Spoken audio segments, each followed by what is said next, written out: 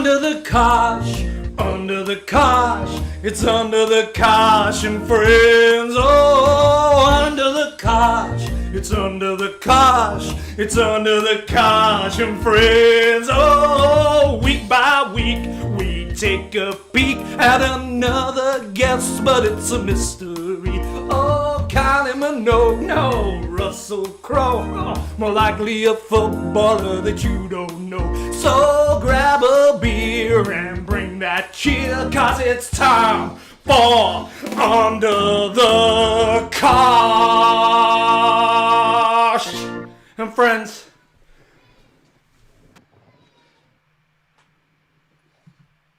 How are we doing? Hey, how are we getting on? Are we on? We're on. You're looking fabulous.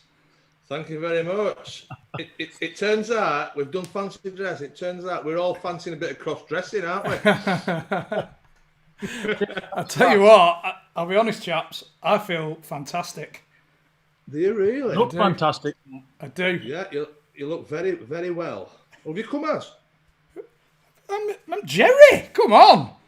Oh, right. Oh, yes. Have you got out in the bust? Text me back. There's nothing. I got an extra bus, but it ain't fitting in here, believe me. Is it tighter than the last time you wore it? Yeah. Where's the tash gone? One sip it lasted. Well, has it fell off all right? It's not filling your gin, has it? Nah. You just look like a younger Cher. It looks like we got two elements of Cher going on.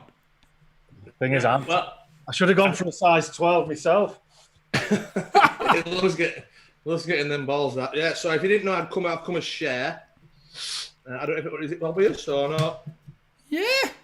Because I got it sprung on me at 2:30 this afternoon. We're doing fancy dress, lads. I thought it'd been boshed. I know. I've had to do a quick fire out to someone's house for this, because me and Chris turned up in the same outfit. You'll not believe how warm it is. Sat in this leather jacket as shed, I'll be honest with you, I'm sweating cobs. So pop stars. Pop star. Why we pop stars? Well, hopefully because we know we've got at least one pop star on tonight, and hopefully two. Yes. We're just waiting on confirmation from Robbie. Shit my pants, me. I'll be honest with you. Shit my pants. Why? Joe, just in case it don't come off. Yeah. I mean, because he's not messaged you back today. Yeah. I tell you what, it would be one hell of a wind up from him. Yeah. If it don't come on, it'd be sensational. Yeah. But he said he'll come on, so that's all we can do, innit? That's all we can do.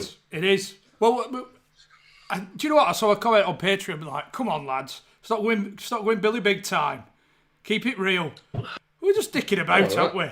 We're all in lockdown. We're having a dick. It just so happened that Robbie Williams had watched one, got in touch with John, and said he'd come on. I think he's watched more than one, to be honest, mate. 'Cause I know at least two lads who he's messaged after the podcast saying, like whatever he said. Do you know what I mean? So he does. I think he does listen. It might be bad, but he does listen. So well, I mean. Just not going big time, lads. I mean, I've not been sat in my kitchen in drag for the last 3 weeks for any credibility. Believe me. Thing is, Chris, you were more excited about Paul Chuckle coming on. I know. I've seen out my dream. Thing is, I'm sending him the invoice for this flipping outfit. It cost us 45 quid, the bastard. What for that?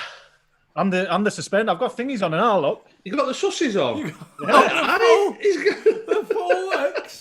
I tell you what, I couldn't get any size 10 high heels though.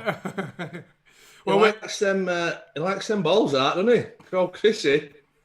No matter what outfit, I can put a pair of saggy balls to that. No bother. Swiss Army balls. Who did we put out last week? We put out Ant Middleton, Tony Bellew. Yeah. It's just impossible, lads. No response from either. To get through the door. Once we get our foot in the door, we can make things happen. But yeah, so what we're doing is we sacked Bellew and Middleton off, and we've gone Woody and Bastille and Robbie. Massive band, by the way, Bastille. Oh, yeah. Massive. Are you a fan, John? Pardon? You're a fan? Were they around in the 80s? They were around the womb in the 80s. All right. Well, I must not have heard that much of them, but I'm told. Now I'm not. I'm not a modern music fan, don't you? But I've heard of them, which is obviously fantastic. So if Woody's watching at minute, I'm sorry, pal.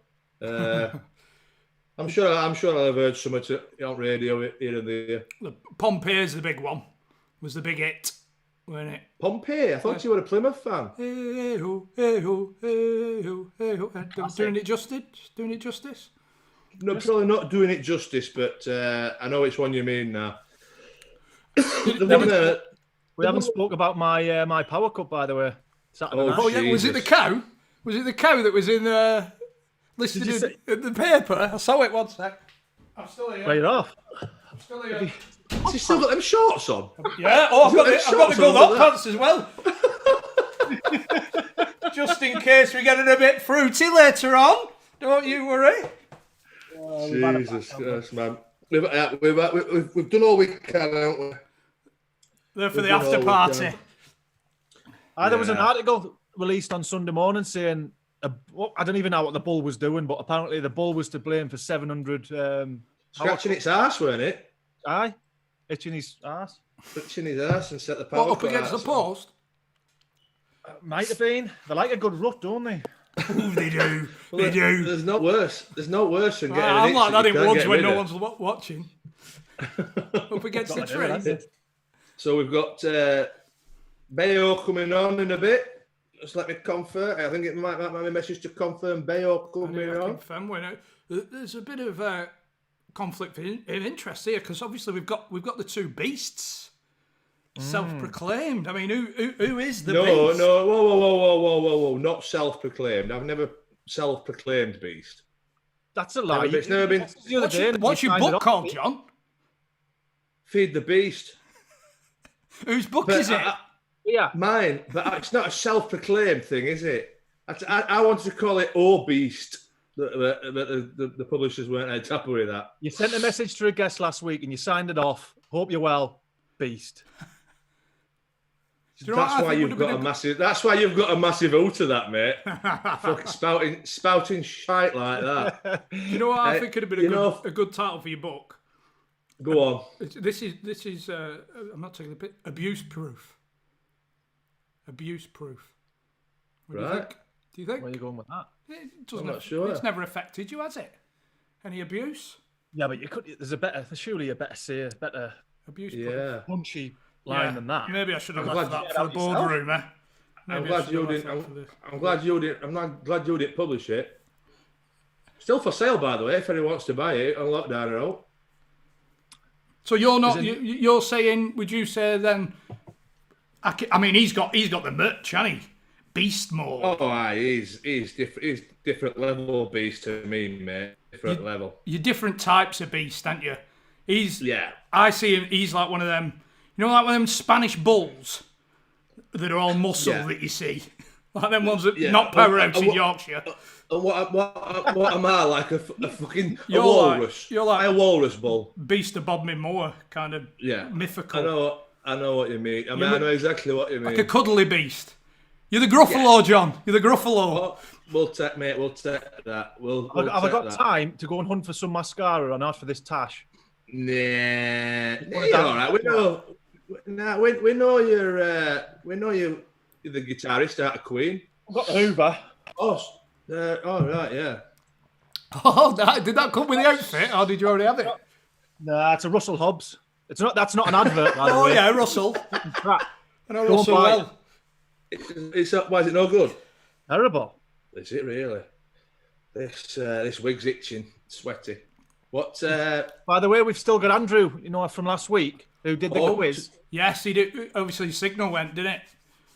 Yeah, the pressure's on for tonight, though. Yeah, we need to get him to. He's doing the quiz now, isn't he? Is he doing it now? Yeah. Is he here? Oh, get him in then. Yeah. I haven't got a clue. Why not? I'll get the ladder out. Waiting room. I'll get the ladder. Right, so this is questions on Doncaster, isn't it? Is that right? Johnny, we're getting absolutely slaughtered in the comments, man. For what? Where's your Christ on a bike. This looks like an advert for an Eastern European dating site. Who are you picking? 1, 2, or 3? Here he is. How are How we we, doing, Webby? mate? Turn your audio on, Webby. Get him off. There we are. You've had 7 days to sort it and you still fuck it up with it first 15 seconds. I know, I'm good like that, you see. It's my specialist subject. Have you paid your bill? Have you paid your bill or? I'm hoping so. Hope next door neighbours have paid it anyway. Why are you going through them? Not yet, not officially, but Say no more. Say no more. But you I don't know about our share either. But I'm seeing more Nadia off Big Brother here, to be honest with you. Oh, now then. How's it going, mate? I think Yeah, that's not it. too bad. Are you Not bad at fancying all. your pal. chances? I'm taking Nadia as a compliment, by the way. I quite I She was all right, Nadia. Yeah. Did she win it? I don't know. We'll have to ring Luke Chadwick up, find out. He'll know for definite. 100%. Yeah. That might have been the year that you were addicted, was it? Around that time, probably. So what's happening? Are you back at work or? Still on furlough at minute, so it's one of them into it, keep it as it is, and still twiddle thumbs and take each day as it comes. That's it, mate. That's it. Right. So we'll try again. No way. He's not freezing again just before quiz, is he? No. Go on. Let's go with this. Right. Are you there, mate? Yeah, I mean, Right. yes, it's all good. Let's go. Right. So you tell me when to start, Chrissy, on the Doncaster quiz. We're going in 3, 2, 1, and go. The capacity at the Keepmoat Stadium to the nearest 1,000. 15, Correct. Club mascot. Donny Dog, Correct. Who was the manager before Darren Moore? Grant McCann, Correct. Doncaster's current league position. 9th, Correct. You've been revising. Who did Doncaster beat in the League One playoff final in 2008? Leeds, Correct. Leeds. Yeah. Who scored the winning goal in that game? James Hayter, Correct. Which ruggedly handsome powerhouse won promotion with the club in 2 separate spells? Chris Brown. Well, I don't know about he's put the brown dog, so I don't. Correct. Who was the manager that the last time Doncaster got promotion out of League One? Sean O'Driscoll. No, Ryan Flynn or Rob Jones? Top scorer this season? Kieran Sadlier. Time's up. Correct. We'll give you that one. Yeah. 8. 8. Well done, mate. Bad, mate. Not With, bad. I think just that's. above Chris Sedgwick and Jack Dicker. Table. Yeah, you're mid-table. Yeah, you're not going to get relegated, but you're top not 6 going to get shots into the playoffs, unfortunately. You haven't been disgraced, Andrew. No, you've done that. Yeah. So it was worth a revision this week, weren't it?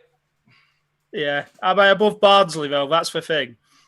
Oh, nah. It's tell you what, it's come for me twice in here, hasn't it?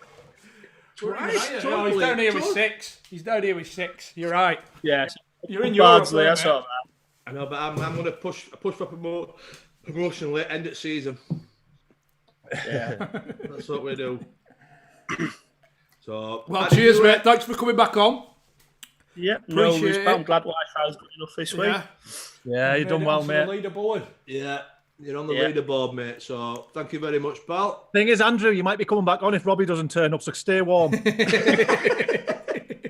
As long as you don't expect me to do singing, because you'll have no one viewing after that. Take it easy, mate. Cheers, No, mate. it's- Thanks a lot. No, it's Cheers, like- pal. Ta-ra, mate. Ta-ra. Good performance from the man. I thought it was going to happen again, you know. What, the signal? Yeah, I thought it was going to go again. Milking it for another week. Yeah, mate, I'm going to say he'd be on milking more than us, wouldn't he? Comes on every week. Hey, you've got an announcement, haven't you, John? Oh, yeah, we've got an announcement. Well, we have, yeah. We've got an announcement. We keep going forward. Do you know, well, you signed up, lads. You signed up. We, you know, obviously I had my hair shaved and that, didn't I, for whatever. And it's all going towards mental health charities and the NHS. But next year, the 13th of July, we're climbing, and when I say we, plural, that's all of us. We're climbing Mount Kilimanjaro. I'm looking forward to it. Well, we're hoping a bit of a bigger reaction, lads. I'll be honest with you. Mount Kilimanjaro just went. I'm going shocked. Hey, I'm going shocked because I'm like you said, I've been told I'm going up Mount Kilimanjaro. I don't feel like I've been asked. well, you get told to go to the shop by Rose, and you're good, don't you? So it's exactly the same principle. True. It's the exact same principle. I've got a feeling it's going to be more of a mental test than anything else. Yeah, apparently, because my mate was doing it with us this year. He'd done it before, and he says you don't really walk that fast. It's just the fact that you can't breathe. That's the problem. You've got to get out gear though as well, haven't you? You can't be turning up with a couple of tennis rackets on your feet. Yeah, I don't think I can wear this leather. I'll be honest with you. When would you ever turn up with tennis rackets on you? If it's snowing, isn't it? I know. That's what they've got on all pole expeditions. But I've seen them in black and white. Yeah, we're climbing Mount Kilimanjaro. There's us four. There's Mark Crossley, Dean Windass, Nigel Jemison, Chris Kirkland, Daz Yardley, Gary Marshall. We think we might have got Simon Jordan doing it. You know, the Palace, the Palace chairman. He's on Talk Sport now, isn't he? Well, Kirky went on Talk Sport last night, and Simon Jordan were on, and he gave it the old.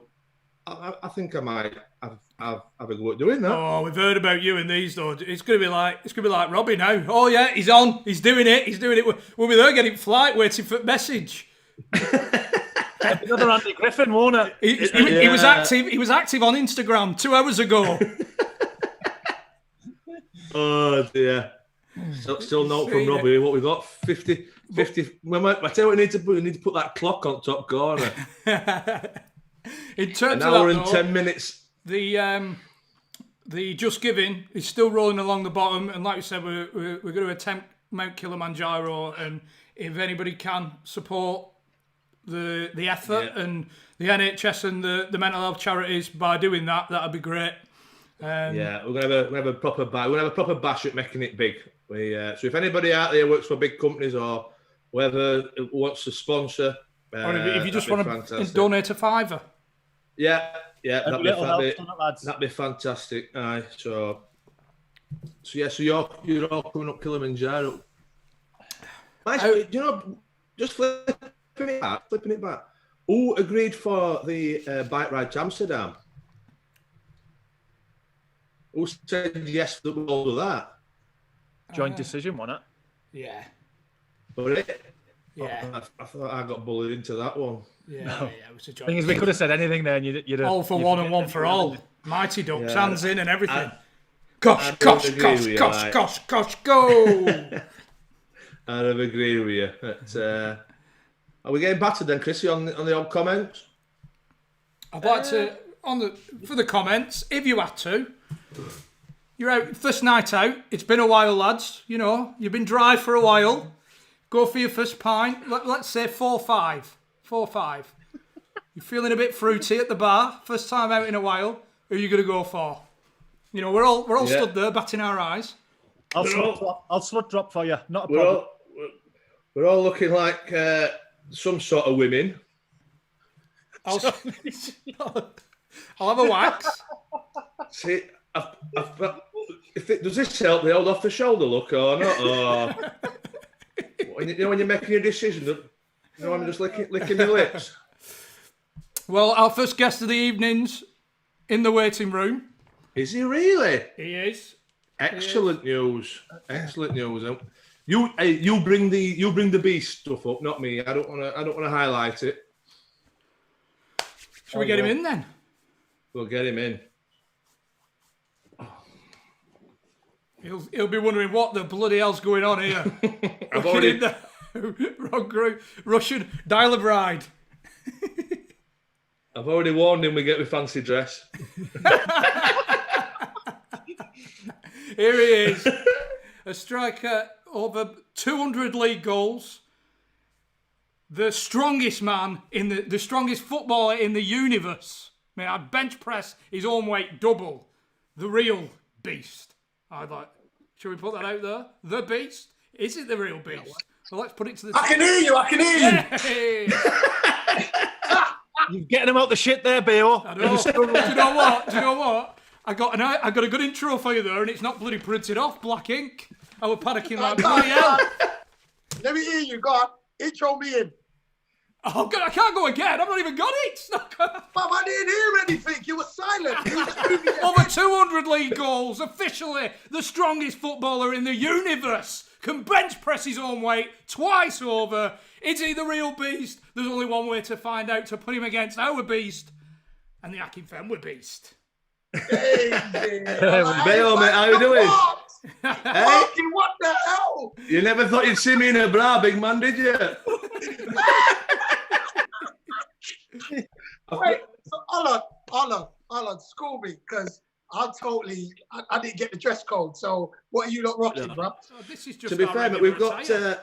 we like to make an effort every now and again. Now we've got Woody on from Bastille in a bit, and then we've got Robbie Williams coming on later on. So we've gone with the old pop star theme. Okay. So I've come as Cher, obviously. Oh, I would have guessed that. I actually would have got that share. You got the complexion. I see it. You get me? The thing is, though, mate, she's 80, mate. She's still got a better body than me. She's fucking 80. That's Yes. Queen, right? Yes. Queen. Yeah. Got it. And then Brownie's Queen. I get that. And then the other one's Jerry Holloway, right? Get in. Yeah. Come on now. Listen. Oh, I'm eclectic when it comes to my music. How come nobody came and said way or nothing now? Funny enough, Dale, I never thought Cher were up your street, big man. Hey, listen, I'm eclectic, bruv. I ain't gonna lie. Like, I listened to all the three people you just mentioned, but I've listened to them. Queen, you know what I'm saying? Like, he's got some bangers. Jerry Holloway, I ain't gonna lie. I listened to Spice Girls back in the day. You get me? Like, and Cher, listen, I'm cool, but yeah, but would you believe in love? I'm with you. That's you. Are we getting on, Bayo? Listen, I'm all right, you know. I guess people's been asking this question. I've been doing quite a fair few interviews and that, and actually it's just become the new normal. I think, we're 7-8 weeks into lockdown. So it's just literally become the new normal. And I think the hardest thing for myself is I've got 5 kids, 4 of them live with me. So homeschooling them, it's tough. But other than that, listen, I'm healthy and I really can't complain. Are you still getting in the gym? I've made a little home gym in my house. Like, you know what I'm saying? Because I'm still in the hood. So I don't have a big back garden. Do you get what I'm saying? So, because I've made a little bit of a home gym. So I've got like a spinner because my knees can't handle concrete running. And then I've got some dumbbells. So I'm trying to make the best of the situation.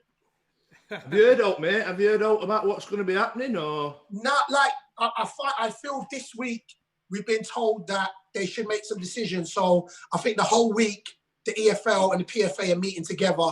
And hopefully by Friday, we'll know what's happening. But if I'm honest, I don't see how they're going to continue it, with the lower leagues. I can't see them. I just think there's so much to try and complete. And I just think they're not going to complete it. And I think no matter how they do it, there's going to be people that's going to be bitching. So Where do you stand on it, Bayo? Are you willing to go back, or do you want it to clear off?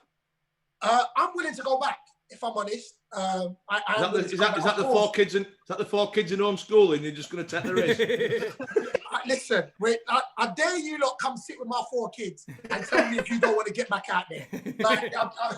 No, like for me, look, how I look at it, of course, there has to be a safety measure, period. Like, that comes first. But I do feel that if they were taking the measures to try and make it as safe as possible, listen, I'll be cool to go back, if you know what I'm saying. I just honestly don't see how they're going to, with how much of the logistics and how many people that will have to be involved. I just can't see it happening. But I am one of them that if they did say, look, this is a plan that we want to try and implement, I would I would be happy to go back. I saw an article the other day saying that if you go in for a tackle or you've been tackled, you've got to turn your head. I don't know if that was a parody account or what, but what fucking chance have you got? Listen, the worst thing is, there's so many things where they're saying you're gonna have to be playing with a face mask, and I'm like, what? Like they see me sweat. My whole face mask is gonna be full of water. I'm like, listen, it's not gonna work. You get me? So I literally don't know how how they're gonna say it. You know what I'm saying? It's just, we're just gonna have to sit and wait and see what happens. Especially the fact that, like, us big strikers, we usually got 2 fucking bouncers hanging off us necks, haven't we, most of the game? You already know. You know what I mean? You already. There's only 2. There's like at least 3 or 4. One's got our neck. One's sitting on our back. You know. So we're like, listen, big man, it's not gonna work. It's not gonna work. You know, after the playoff final with Wimbledon, mate, when you chucked out the WhatsApp. Yeah. Did anybody actually just drop in? Did you get anybody dropping in? Do you know the thing is, and I've said this, I swear down, if I realised that I would have got that much response back, I would have done that years ago. Like, I swear to you, because I was getting all over the world people contacting me. And of course, because I'm on social media, so people was contacting me on social media like, look, we represent this team in Mexico, this team in Qatar, this team in Turkey. And I was like, raw. But I should have went on social media years ago and said, listen, I'm broke. Like, give me a club. I should have done that years ago. But to be fair, like Gaffer, he didn't WhatsApp me. He actually texted me. So Gareth Ainsworth texted me and said, listen, B, I want to have a conversation. And then we sat down, and then the rest is, I guess, what they say is history. I mean, we spoke before. He's good as gold for you, isn't he, Gareth Ainsworth? Say what? I say he's good as gold for you, isn't he? Oh, listen, people have asked, and I do think that in different times of your career, you have different managers that you turn around and say, you know what, because of where I was in my career, he was a good manager for me. He was a good manager for me. Like, I had Kenny Jackett when I was at Swansea, and he kind of taught me the discipline and a winning mentality. But Gareth Ainsworth is the best manager just because I feel that, not just for myself, I feel that ability is one thing, but getting that man management, I gravitate to that more. I feel if you've got that man management where, and listen, I just turned 38 and I would try, the reason I say try, because my body sometimes won't allow me to run, but I would try to run through a wall for him just because of he treats you like a man. And I think that, you know, sometimes managers feel, you know, repay you, so this, that, whereas if you treat somebody like a man, you know, respect is earned. So I never want to let him down because of how much respect he shows me. So I think if managers learn that, there'll be a lot more older players playing because we know what works for us rather than you're my player, you run with a 21-year-old. And it literally just it don't compute, it don't make sense. And that's why I salute Gareth Ainsworth as a manager. How old were you when you came to Adebayo? Donny was before Torquay, so I'm 22. How'd you find it? Oh, me, listen, I love Donny. Like, I actually love Donny. I loved, I came in and the team was amazing. Like, literally the team was amazing from back to front. And I remember going in there like, yeah, you know what?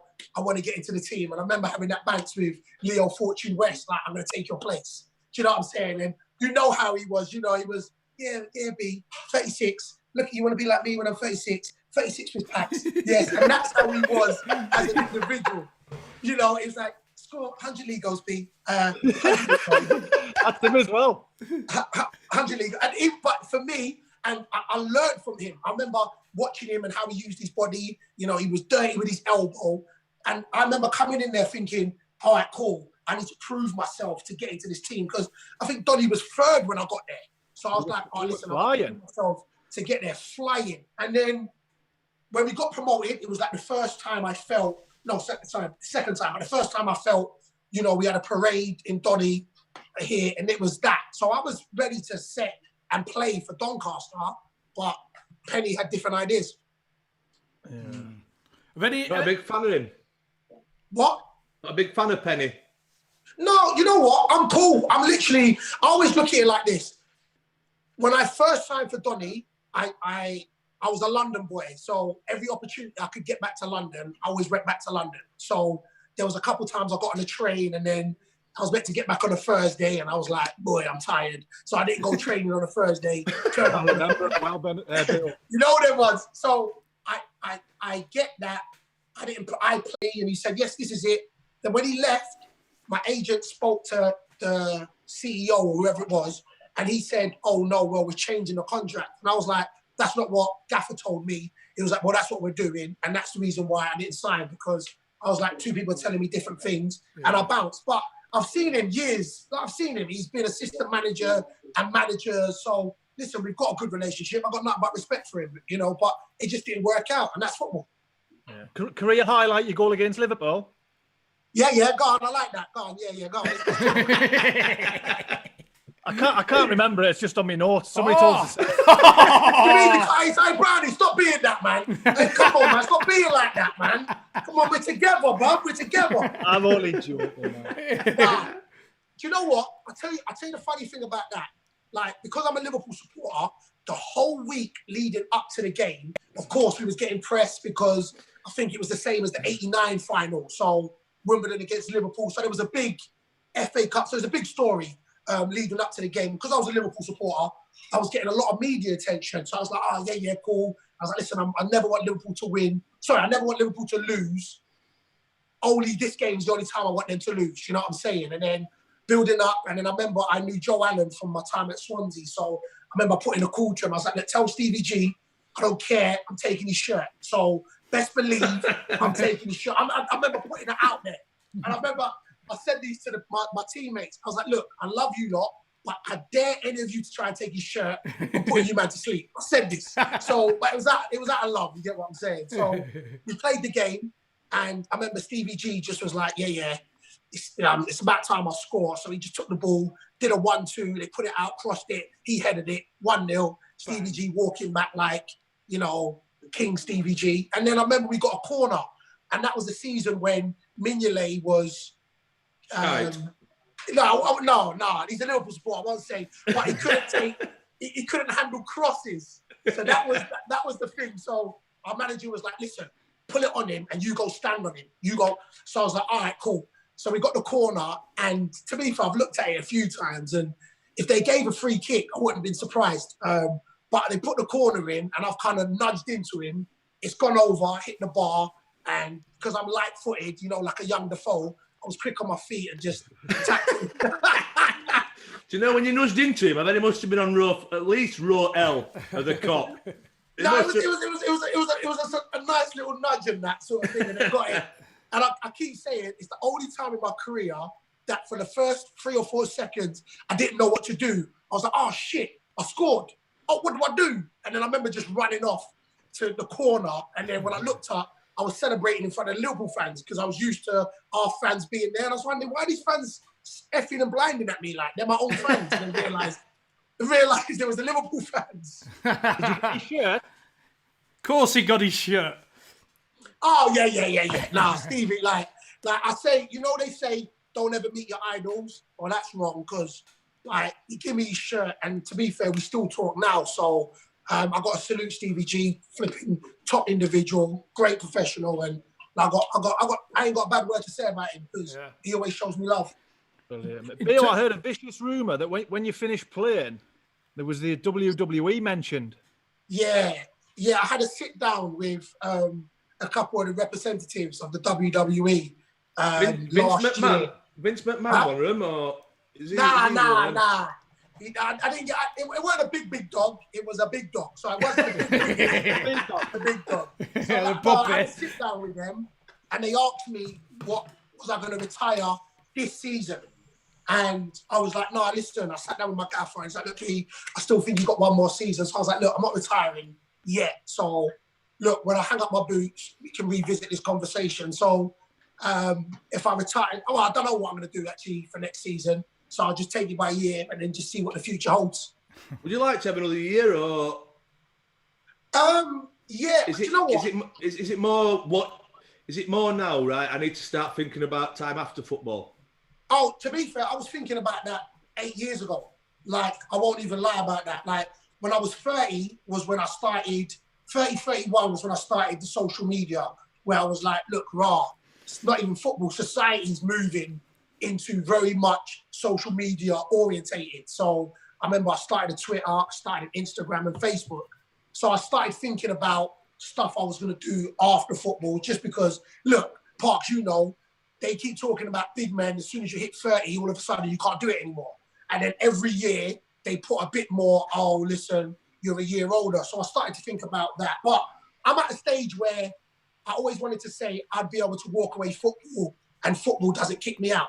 So luckily I'm in that position where I've got things outside which I can go and, you know, jump into. So, but at the moment I've still got the buzz. I've still got the competitive edge. I can't stand the running at all. I can't stand when it gets to winter. Could we ever stand the running? Do you know what? It's true, but it's more and more now because like the knees are just that wear and tear on the knees. And every time I do a run, my knees just say, yo, big man, stop. With that, Bayo, you know, with your size and talking about the fitness, you must have had so many fitness coaches and nutritionists trying to get you to change in the past. Look, Parks will know, innit? This is how I look at it. I told them all to fuck off me, Bayo. All fuck off. If you don't like it, sell me or fucking release me or pay me up. See, Parks is less diplomatic than me. You get me? So Parks is, you get me? He's less diplomatic. But for me, and we're similar because we played similar, is I never worried about being anything different than what I was. I knew I was a big guy. I knew what I could bring. And I remember I had two managers actually, that tried to play me the channels. He was like, don't worry, put it in there. He'll get after it. And I was thinking, what the fuck? Like, you've seen me play. You know, and I'm not being bad, but I wouldn't work well in a team that's got a bunch of runners. I know it. I'm like, cool, I can't play that system. I'm fine. So I just concentrated on being the best I was at. I'm like, listen, I know about my ball retention. I don't care. As long as you put the ball in the box, that's what it's about. So that's what I concentrated on. So whatever managers and nutritionists were saying, stop going to the gym. Look, you need to be able to be a bit more athletic. I was like, look, if that's it, go sign a striker that can run the channels. Like, that's just not me. So that's how I dealt with it. And listen, like you said, scored over 200 goals. Listen, I can't begrudge. I'm cool. You've done bloody well, mate, ain't you? Hey, you get my vote as the better beast. Thank you. No problem. Thank you, Brit. Thank you, Brit. It's love. Leo, we put a quiz together, mate. All right. On your beloved. 60 seconds on the clock. 60 seconds. All right, 60 seconds. All right, let's go. Are you ready? Let us pull it up. Let us pull it up. You quizmaster, Chrissy? This wig's fucking killing me. I'm sweating. Did you do the questions, John? For Liverpool. But you know what's making me laugh is how all of you are just brushing your hair back. Like it's real. I'm not. Hey, mate. All of you are, mate, I'm loving this. I'm loving this, I tell you. I'm absolutely loving it. Hey, it's been a long time since I've felt this good. Man just whipped off with the ball then. I'm with you, brother. Say no more. John, you read them out. I got Liverpool. Yeah, Liverpool. Oh my God, John. You said you were winning, mate, because I've got to go get my fancy dress costume sorted out. Wait, you lot ain't got the questions? No, mate, you have to have a minute next week, pal. We'll call you up next week. Absolute sheriff shite. Like, Bob, you got the questions. No. You got the questions. No. You got the questions. Have you got a question? I got the questions. To be fair, mate, in bottom of the league. We've always been a shambles, mate. We're not going to get professional now, pal. There's no point. All right, listen. I'll come back next week. I have my questions next week. No, man, mate. Quality, mate. Yeah? Absolutely. Thank you very much for coming on, big man. All right, bless Cheers. you. Take it easy, mate. You care. take care. Take care, mate. Cheers, man. John, you were supposed to get them questions. No, Yeah, actually, you can go and fuck off, right? when we done this conference this afternoon, I went, I'll one about Liverpool questions, and I said, well, I've got to go and get my fancy dress costume. I've got to go and make myself look fabulous. Right. So I said, Brown, are you going to do them? He went, yeah, I will, because I've got no else on. Yeah, he did. There's somebody not in this conversation that'll be keeping very quiet now. Oh. So just before we move on, is that right or not? Said not really, because I've done the other three, but that's another. It's a story for when we're off air. No, I want to clear it up now because I don't want to get in pelters. That's true. That is true. That is true. I will confirm. I went right. That was the discussion. Does somebody else want to do a Liverpool question? Because I need to get my fancy dress up to that. Somebody dressed like Freddie Mercury went, yeah, I've got no one. I've got my fancy dress sorted. Unbelievable. Woody's here. Should we get Woody? No. I'll back you up. I'll back you up to the hilt. Yeah. There's a shot. See if Woody fancies a bit of. Right, I've got Woody's intro. He's like, well, wait till it connects. What happened with Bale's intro? I think I've run out of black ink, and it was in black. Here he is. Hold on. Next up, we have the small matter of an international rock star. He's the drummer for one of the UK's biggest bands, selling over 9 million records across the globe. The man's trophy cabinet contains Brit Awards, Q Awards, Enemy Awards, but still finds the time to bang the drum on the stands of his beloved Plymouth Argyle. Ladies and gentlemen, Woody from Bastille. How you doing? Well, I'll say boys, ladies, good evening. If you had to pick one, Woody, who are you going for? I mean, Brownie's looking lovely tonight, I must say. Anybody? We're glad you got the memo on the wig anyway, top man. Oh, yeah. You know me, right? Professional. How you boys doing? Good. Yeah, we're all right, mate. How are you?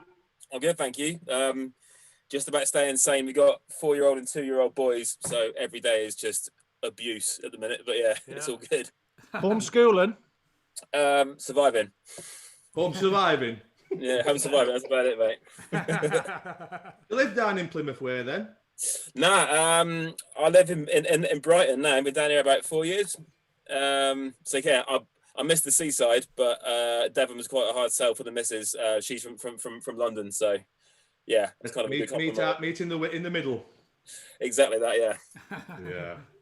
I think it might have been the first big hitter, Woody, to actually notice the podcast. I think you commented on one of our episodes, and I thought, that's Woody from Bastille. What was the first episode you listened to?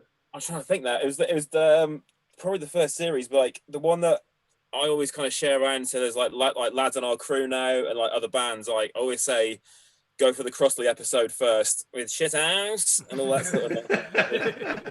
I was like on the train up from Brighton to London for like, I don't know what it was, like a rehearsal or something, but just like on the train, just like crying tears of laughter. And everyone's looking at me like, who is this weirdo? Shocking into himself.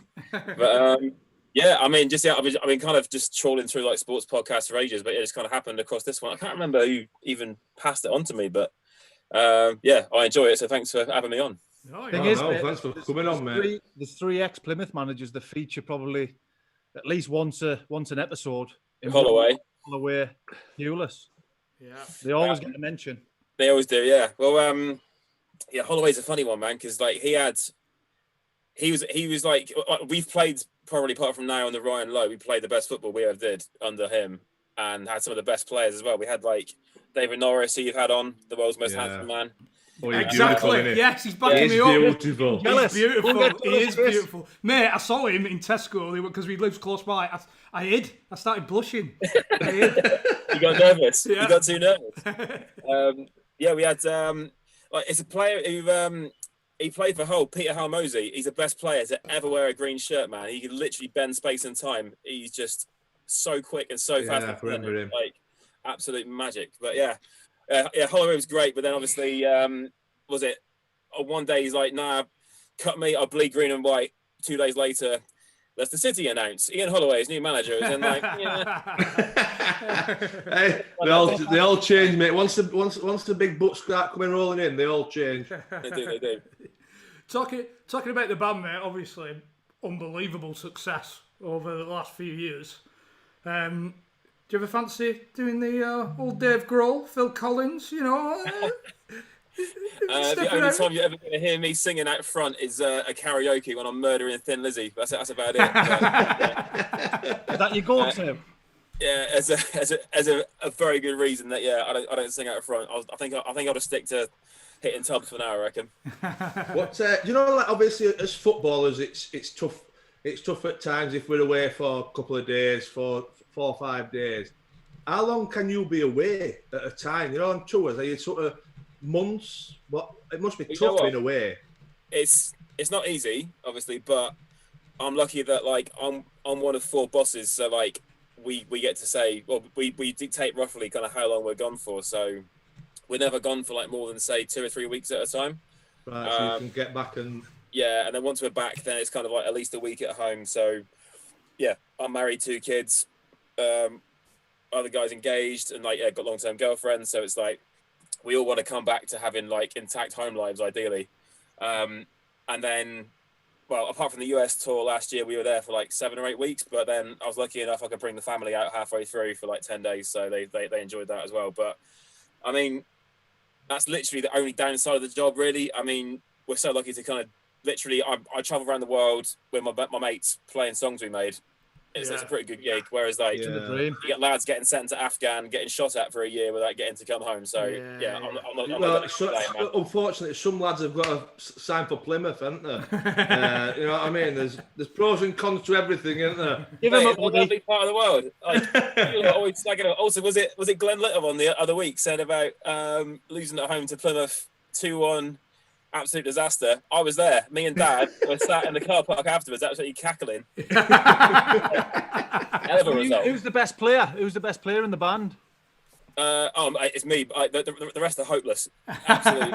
Like, I'm not great. So I played in game for Grenfell like a couple of years ago, and after half an hour, I was just blowing out my ass, like just tracking up and down. I've got Clint Hill next to me screaming, "Get up, get back, get up, get back."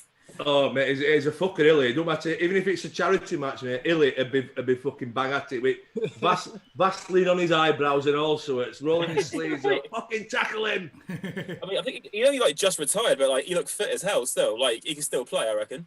Yeah, he's a great lad. Illy. I mean, you know, like now, so obviously, if you go to Tesco's now in Brighton and you're queuing up, I thought coming up to you all the time, or nah, like I think.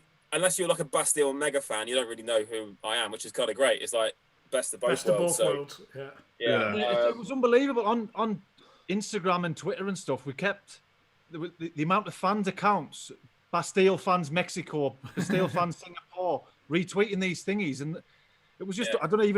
Well, they definitely don't follow us. So many questions like, what is a shithouse? I don't understand. How long were you and the lads grinding away before you felt you made it? So basically everyone thinks that we just kind of wrote Pompeii one day, stuck it out, and then off we went. But I mean, I was playing with Dan, who like our singer and songwriter, for like nearly 2 years before the band even formed, and then we formed in 2010, and then we're doing like proper like just empty pubs, borrowed our friend's mum's car to get around to gigs. Slept on friends of friends floors, playing to like 9 people. I was like, what are we doing? But it just kind of gradually sort of progressed. But I'd say like when it first felt like something was really happening was like we did Reading Festival 2012, and we played this ballad called Overjoyed, and like the tent was rammed.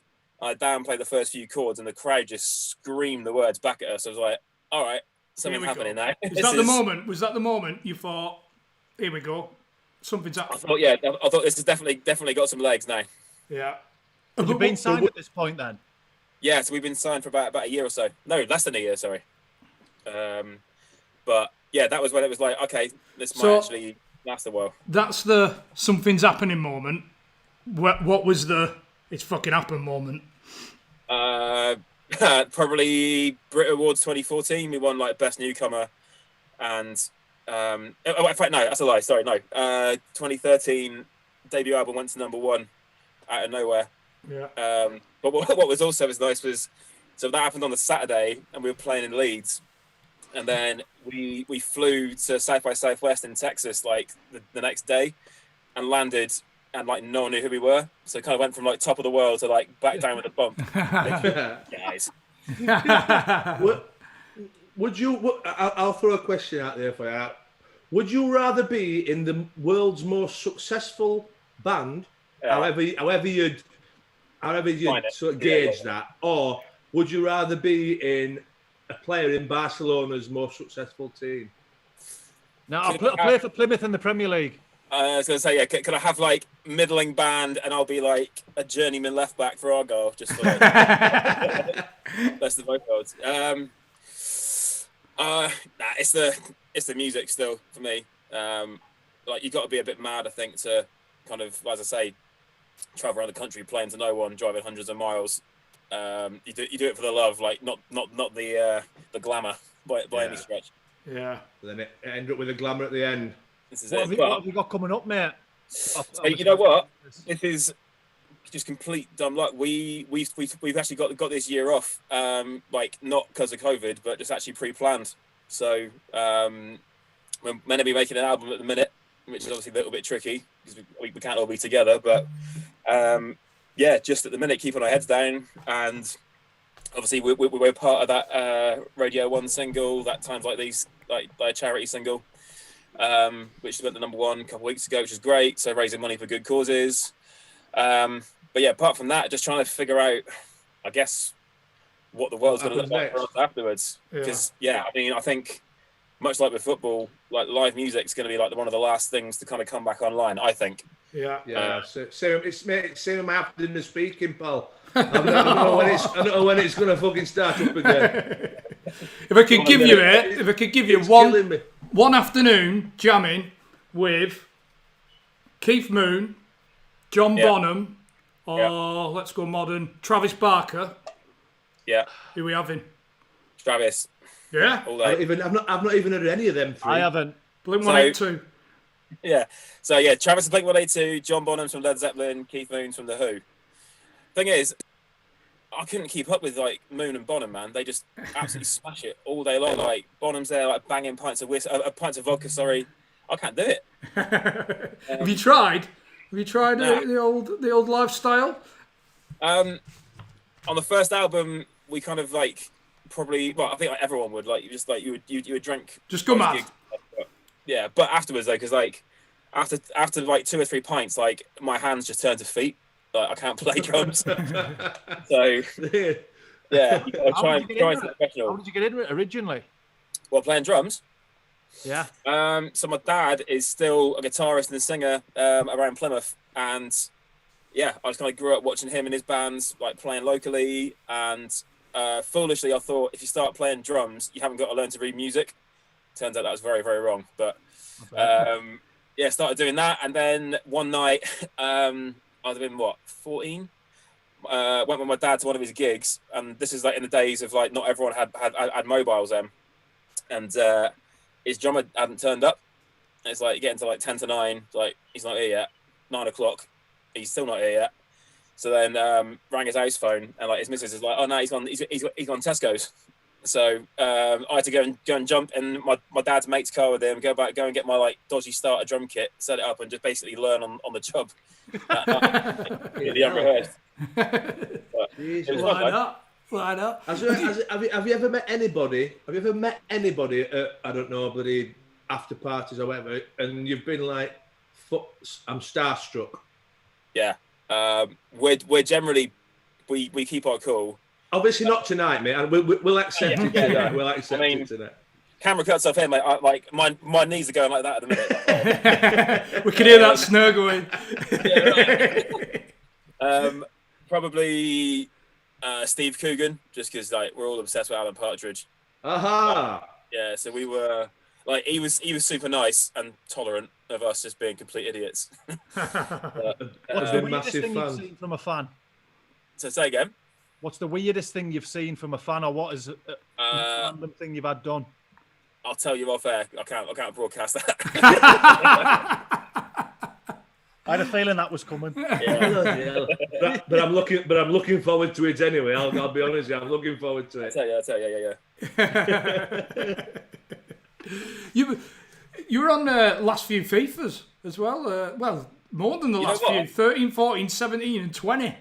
That's when you know you've made it. That's it. So I'd spent like years like on Facebook, like just like when you're in a band on the way up, like not even signed, you kind of have these like pools of friends that you try and rotate on Facebook. It's like you don't want to kind of hammer them for every gig, so you're just trying to like, right, pool A, you're gonna get this gig, pool B, that ever, and like you get like a few responses like, yeah, I guess he's in a band. The second that first FIFA came out, my phone blew up. They're like, mate, I didn't realise your band was actually serious.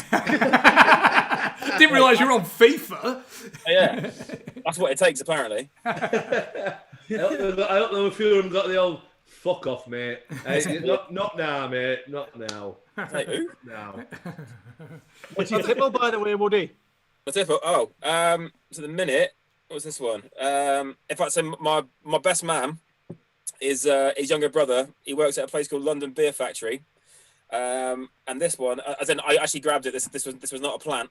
It's a fundraising beer called Lifesavers. It's really good, and all the proceeds, not profits, proceeds go to NHS charities. Oh, So- incredible. Excellent. Would recommend, and it's decent as well. Oh, it always helps if it's nice. Yeah. Yeah, right. Just choking it down in the background. Yeah, tastes like cherry. It's bloody lovely. It's lovely. So we've got How about you, the Plymouth quiz for you, mate. You fancy your chances? It depends on what era, but yeah, I mean, I'll be honest with you. It's generally pretty easy, I think. But you've got the pressure of the 60-second clock. fair enough. In terms of top of the list of guests, Nicky Weaver at 11, What did we? Oh, yeah, we're 11. Paul Dickoff, and then Andy Wayman from Coronation Street just behind on 10. So the bar is high. The bar Big is boys high. are in, mate. Fine, don't worry. I think we should get. I think Woody should get 1 point for having the shirt on. Yeah, come on. Retro one. There we go. 1 point already off the bar. Surely. Right, are we ready? 60 Yeah. seconds on the clock. Here we Also, go. I should have said, I've got an absolutely banging frock as well upstairs. Like, if I'd known it was ladies' night, I'd have dressed it. Anyway, so, I've reset the time. You almost lost 15 seconds then. Here we go. And we're off. Who was the manager before Derek Adams? Oh, Christ. You can pass. Pass. What? Go on, John pass. Sheridan. Who's this season's top scorer? McFadden? Anthony Svavarek. Third, what is the main feature of the club's crest? The Mayflower. Yeah. What is the club's nickname? Pilgrims. True or false, they've once played in the FA Cup semi-finals. True. 84 against Watford. Lost 1-0. Correct. Who is the all-time record appearance maker? Sammy Black. Kevin Hodges. Wilf Carter is the club's all-time leading scorer. True or false? True. False. Who is the club's mascot? Pilgrim Pete. Correct. What is the stadium's capacity to the nearest 1,000? New grandstand's gone in. I want to say 16 and a half. Oh, 18. Oh, 18. so Have we close. done? Well, it's time gone. That's That was shocker, it. Time's gone. I'll tell you how we've done, mate. We've been rated back at CD collection. That's how we've done. Oh, in old HMV, in old HMV, we were rated back. $2.99 clearance bin. We park his book.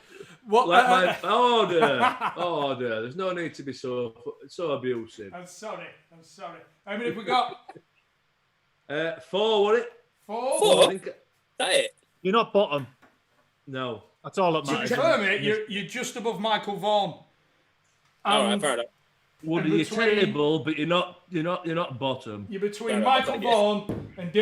Vaughan and David Bumble Lloyd. So I'll take that. 2 cricketing legends there. Yeah, I'm a pretty bang average batsman as well. So yeah, that seems pretty fitting. Out of them 3 managers, Woody, which one would you have back? Holloway, Okay. Warnock, Pulis? Well, right now with the team we've got, probably Holloway. But you know what? So I was actually met Neil Warnock on New Year's Day game, and like you can hear like all these stories about him, but he's an absolute sweetheart, man. He's like had like all the time for everyone. Did you get the Sudocrem out for you? Say again? Did you get the Sudocrem out for you? Not yet. No. Didn't ask you to apply. I'll work up to it, mate. I'll work up to it, you know. No, he was a boy. And also, in fact, actually, funnily enough, so the shirt I'm wearing now, that's the replica from the 96 playoff final where he was managing, took us up. So there we go. Woody, thanks very much for your time, mate. Yeah. Cheers for your time. Really appreciate it. We're not going to get to hear that story now, are we? Unfortunately. We'll hear that. We'll hear that story at some point. All the best with everything, mate. Yeah. All the best to the family as well. Cheers, boys. Lots of love. Stay safe. With the rest of the homeschooling, mate. Yeah. All right, boys. Lots of love. Thanks a lot. See you later, mate. Cheers, Take care, buddy. Ta-ra, mate. All right, lads. I need to reapply my lippy. Oh. I need a top up, John. You're leaving me with it? You're ruining the illusion. I'll only be 1 minute. No. So, hopefully you all enjoy Woody from Bastille. It's a strange old thing, this, you know, like trying to entertain people you don't even know if there's anybody watching. I'll just check, see if Robbie's messaged.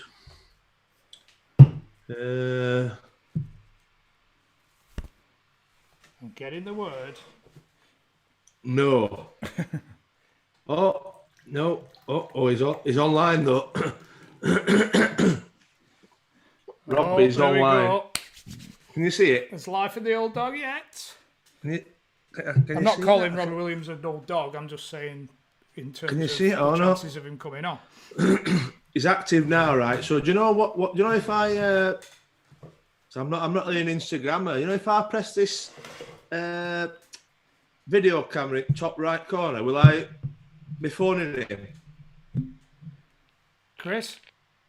Hello, mate. So he's active. I think he might have got up from his nap. He's active now. Is he online? He's active now. There's a green thing next to his name. I hope he comes on now, because if not, we're going to look like rate tits, aren't we? Let's be right about it. Yeah, what a lovely fella he was. What a top Oh, man. mate, good as gold. What a top. I really want to know what that story was. Well, I'll be honest with you, I'd like to sit and have a gallon with him, you know, in a pub in an afternoon and see what it's all about. Thing is, if we've got a backup plan, if Robbie goes missing. Yeah, we've got Elton John. Pub singer. Mate, pub singer all night. Okay. 2 hours of pub singer. Always goes down well. I forgot to let you know, mate, we've got Elton John on the subs bench. It's on the subs bench, Elton. He's got the number 12 shirt on to his first sub. Tell you what, my hair's looking frizzy, innit? It's like just as a note, lads. I've just had word through that Nathan Reed, we've had a donation of £50. Oh, so, thank you very much. Tremendous. Cheers, Nathan.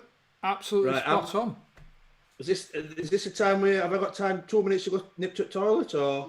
Yeah. You just toilet and bar. Watch your crotch as you stand up. I've seen how short that skirt is. I put some pants on.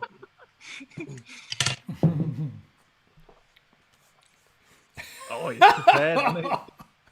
Onslow. They're Lucy's now. They're 100% Lucy's because he's just not on one pair of underpants. Is he always the same? Never worn them? Nah. Hanging loose. Brian Dean tomorrow? Yeah.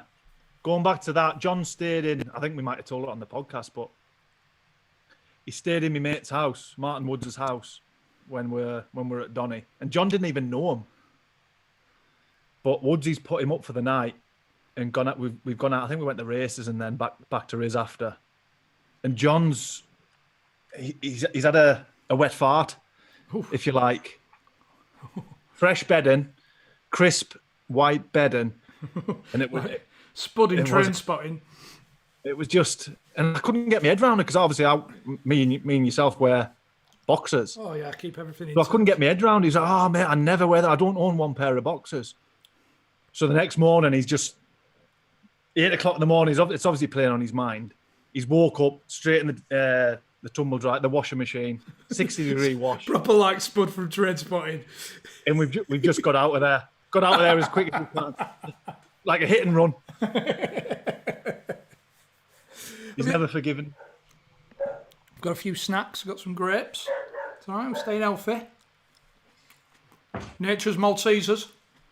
Gin tonight as well. I know. We've not spoken about tonight's gin. What you're drinking? It's still it's a Sip Smith. I'm sticking with it.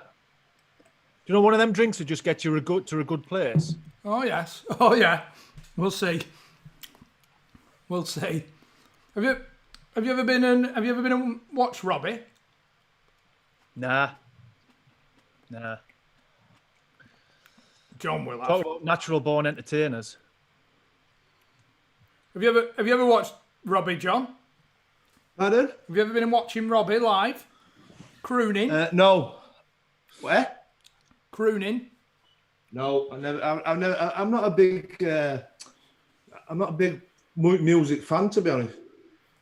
Although I need to say as well. Sorry for interrupting, lads, but Jeff Stelling agreed to come on, and Sky did a live show, a live broadcast from his house, and Jeff lives in a quiet village, and his internet connection is absolutely horrific.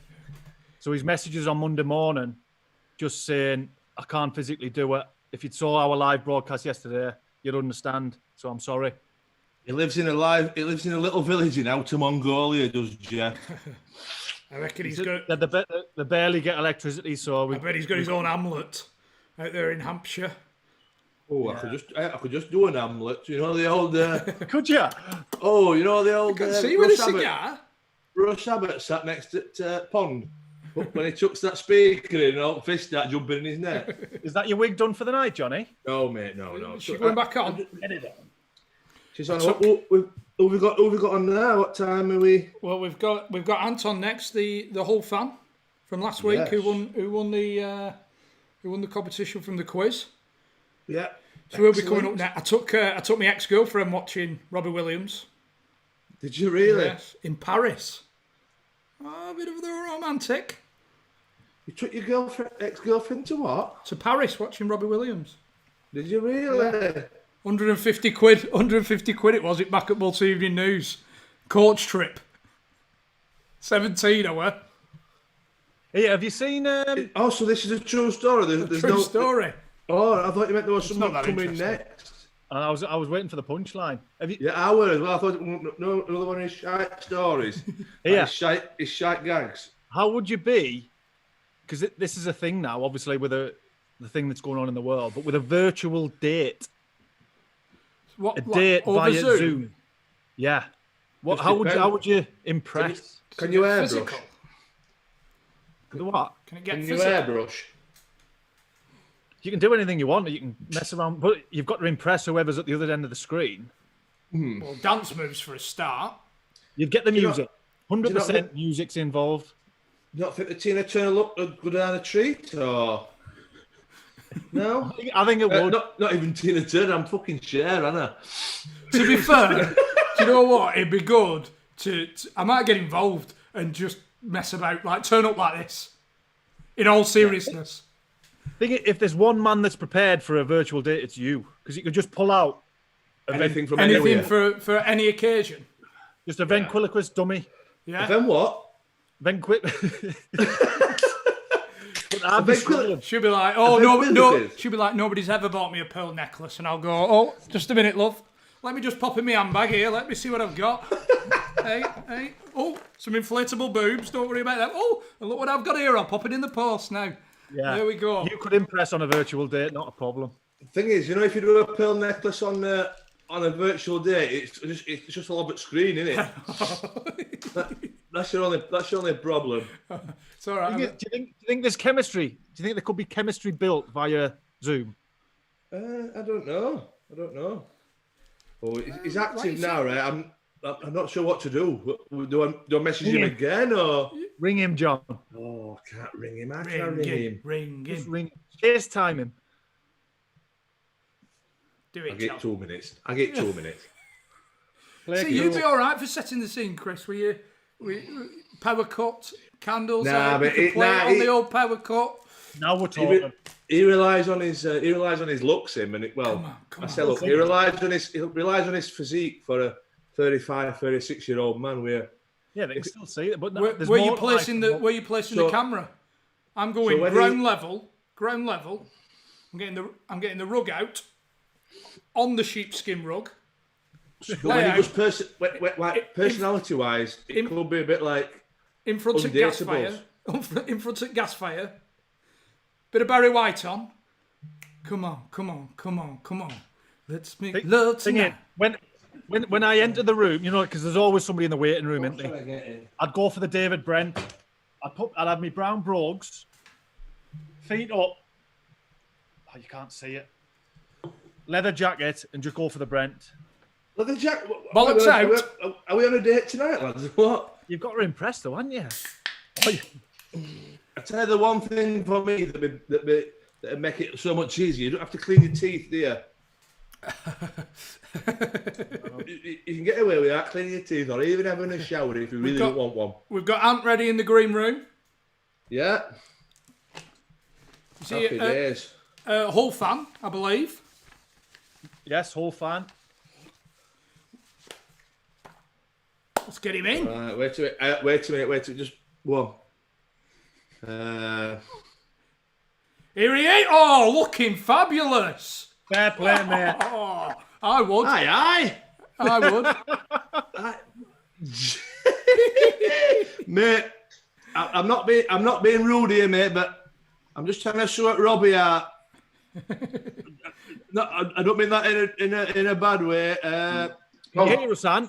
I've gone. No, you're here. We can hear you loud and clear. We can hear you loud and clear, big one. Don't worry about that. I've got you back. I'll put sick on. How we getting on? All right, yeah, yo. I'm loving the beat. Right, mate, I hope Robbie Williams comes on. I've always wanted to be his support act. I know you've made an effort. We appreciate the effort, but can I ask who you are? Amy Winehouse. Robbie Williams, Amy Winehouse. Brilliant, mate. 3:30 this afternoon, ringing around thinking, what can I do? What can I do? I know. I thought I'd get you involved. Oh, yeah, buzzing. How's it Wait, going? that's how you know. Are you know? Yeah, all fan, yeah. I was on there the other week of that Forest Green quiz that you did. Remember a couple of weeks back, you did that Forest Green quiz on Zoom. No, you didn't. Whenever I do these, mate, I end up having a drink, mate. I can't remember what's fucking happened. Was he pissed? Yeah, no, yeah, I'm a whole fan, yeah. Was he pissed on the quiz? Yeah. So, out of the whole strikers that you've seen who's on this podcast, who were the best one? I honestly can't remember Brownie playing for all. Well, I think you've answered the question, mate. I think you've answered the question without saying a name. You scored one of my favourite goals, though, the header against Leeds. I know, mate. To be fair, it's one of my favourite, not even Pillikin. Of all time? Yeah. Out of the 220 odd, mate, that's one of my favourite. Because when I scored it, it secured us championship. Kept us up. Yeah, kept us up, didn't it? So that when we got them 3 points that day, I actually forgot my boots, you know. I actually forgot my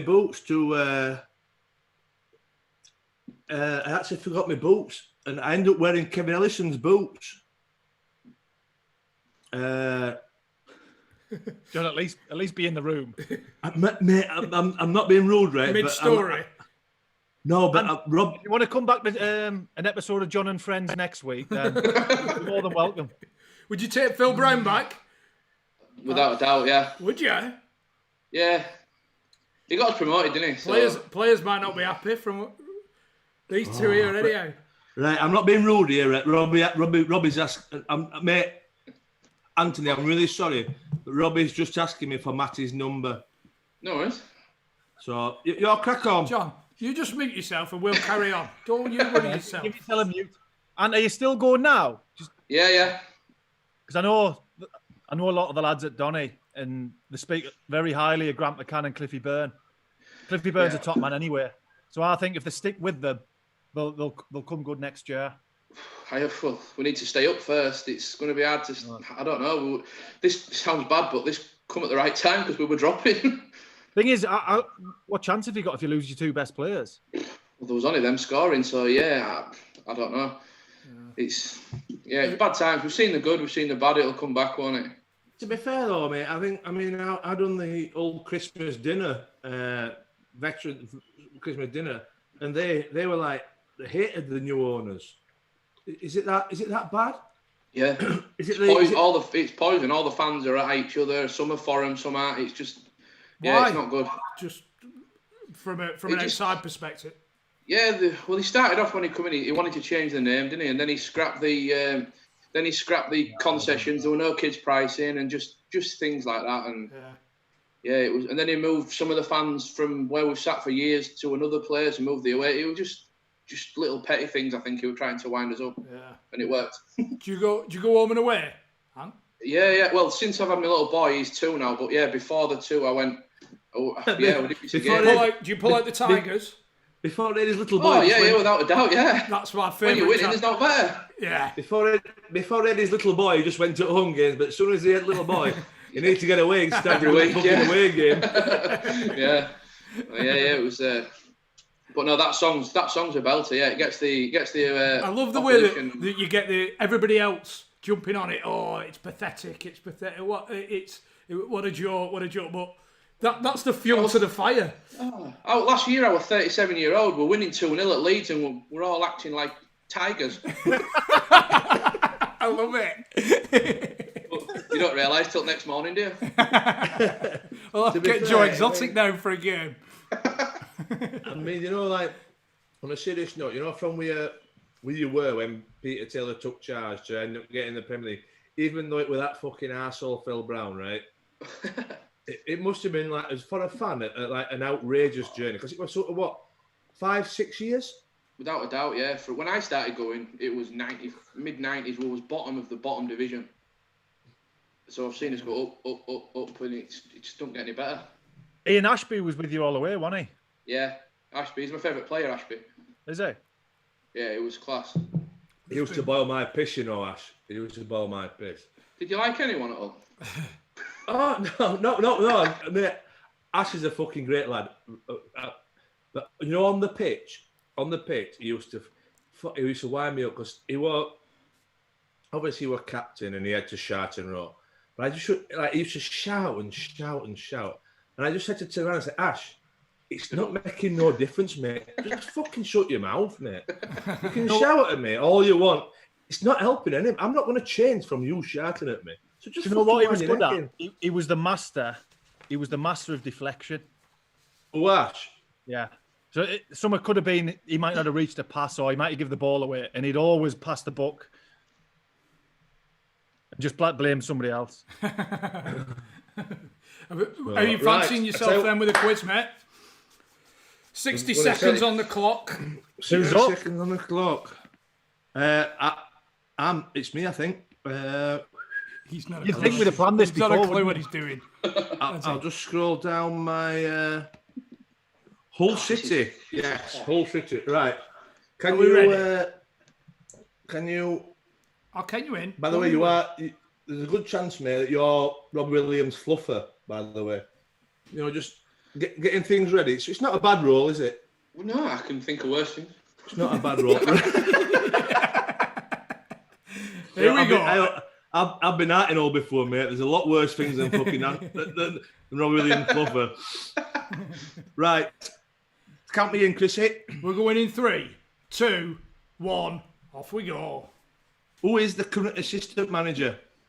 Cliff Byrne. Correct. Which former manager later went on to manage Everton? Marco Silva. Correct. What year did they reach the FA Cup final? 2014. Oof, correct. What was the final score in the game? 3-2 to Arsenal. Correct. True or false? Hull have only ever competed in one English domestic cup final. True. It's false. What was the original name of the stadium? KC Stadium. Correct. What is the capacity of the nearest 1,000? 25. Correct. Who wore the number 10 shirt this season? Tom Eaves. John Turrell. Which player signed from Sunderland earlier this season? Honeyman. Correct.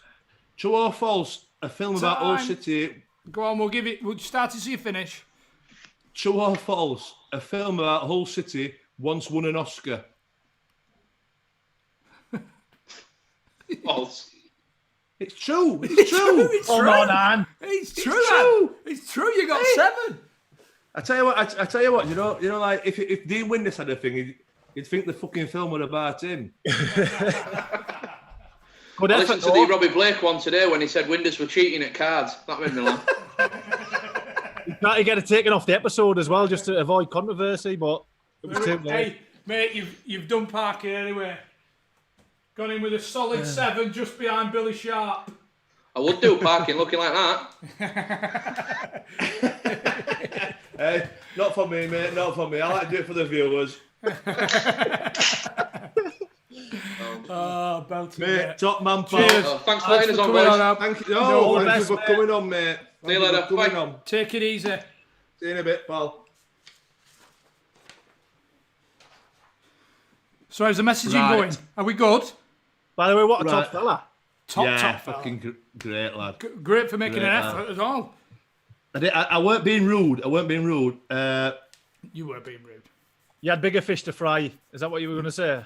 Matty's just messaged me saying I'm on the phone to Robbie Williams. so Robbie Williams messaged me on Instagram saying, "Have you got Matty's number?" So I've sent Robbie Williams Matty's number, and he's just put, "I'm on the phone to Robbie Williams." So so fuck knows. Fuck knows. But anyway, what a show so far, by the way. Yeah. We're coming through against all adversity, I think. From the panic that we had prior. I'll be honest with you, right? So we believe it or not, there is a bit of planning. Johnny, you're turning us on, are you, man? There is a bit of planning. There is a bit of planning into these events. So we've done this planning this afternoon, and then we started at 6:30 tonight, and by 7:20 we'd not had confirmation from Woody, Bayo, or Robbie Williams. So we really were in a fucking bandstand, weren't we? Thing is, the best thing about it, we always start. We fucked it, lads. I can't get the stream working. Monitor work wicked tonight. Monitor work wicked. At the start, we were concerned, weren't we, Johnny? Like, oh shit. But now we're like, I'll see you in half an hour. I'm gonna do me lippy. Mate, I'll be honest with you, right? So at 7:15, when we not had all confirmations and everything, I was just about to shut my laptop and just like go into a air raid shelter for 6 Thing months. is, lads, whether he comes on or not, right? The biggest pop star in the world listens to our podcast. Yeah. So even if he doesn't come on, we're winning, I think. Yeah. Well, yeah, fucking right. Robbie Williams. That was a conversation killer, wasn't it?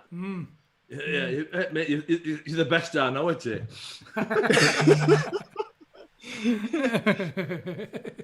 Johnny, at least you can put the blame on Matty now.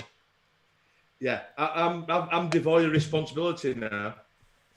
These I'm hits keep coming down, man. devoid of They're responsibility. a bloody good pair, I'll tell you that much.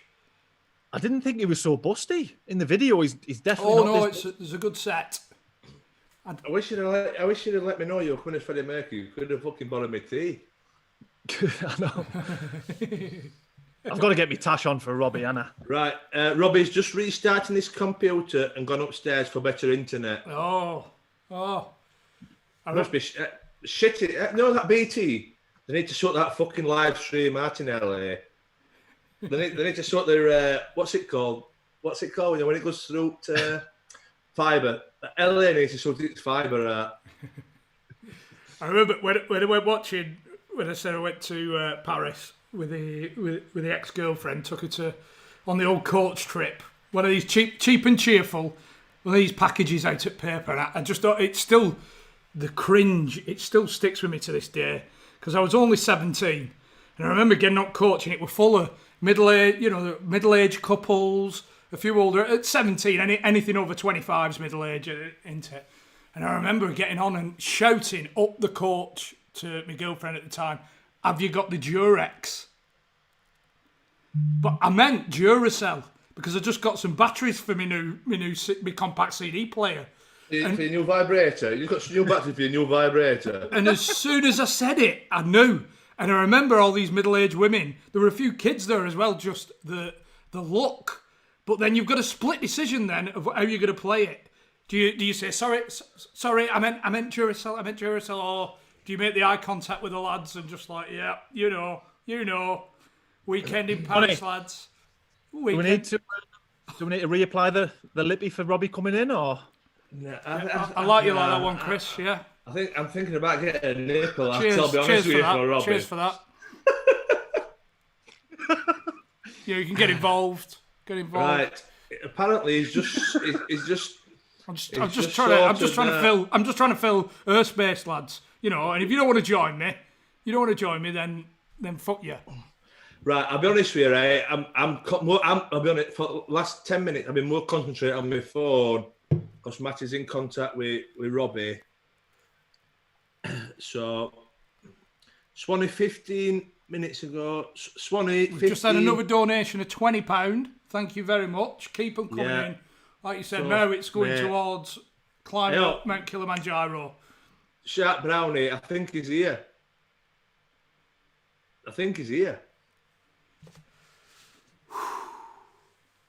I mean, it's surprising, really, because I'm sat here dressed as Jerry Halliwell, for God's sake. Right, I think he's here. Lads, I think he's here. Sorry, Chris, I just needed a wee badly. Yeah. Oh, cheers. No, it's all right. Oh, look at that bottom. I'm just waiting on something flicking up. Oh, my goodness.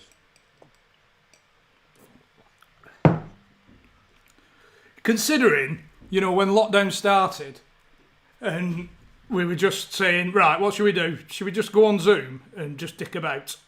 Hey up, Knights of the Round Table. Where's the intro, Chrissy? It's coming, don't you worry. But no, there's not a chance I'm doing a fucking Wikipedia intro for a man that sold 75 million records. You know who he is. It's Robbie Williams. How are we doing? Hi, everybody. By the way, it's 85 million albums. Shit research. Way over Shit research. One job. It's way over 100 million records. I sold 25 million records. Would take that. So that's 100. Yeah. All right, mate. It's worth a cap or two, right? So. Turn it up on your chainmail, giving me some shit. Oh, do you know what? I've ripped my notes up. What a dickhead.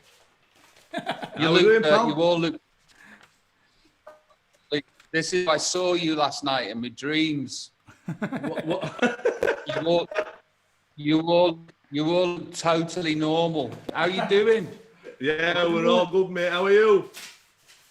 So I understand the ginger spice reference, but what's we went. Let's get me Tash on, Rob. We've gone for the pop star. Oh, you're Freddie Mercury, and I want to break free. Yes, and I've got the Hoover. If you're interested. Yeah. And can you not tell I'm Cher? I was going to go with Cher. Yeah. Mate, I didn't know till this afternoon that we were doing fancy dress. So I've worked fucking wonders, I'll be honest with you. I like the headwear, Robbie. Thanks. I'm sort of going with this medieval thing. Knights of the Round Table. I'm trying to pick my notes up. I've ripped them up. How you getting on with lockdown over there? Oh, all good. Listen, I'm loving Undr The Cosh. This is how much I've loved Undr The Cosh, right? So I watched everyone, and then, because I suffer with insomnia, so I need something in my ears while I'm trying to get to sleep.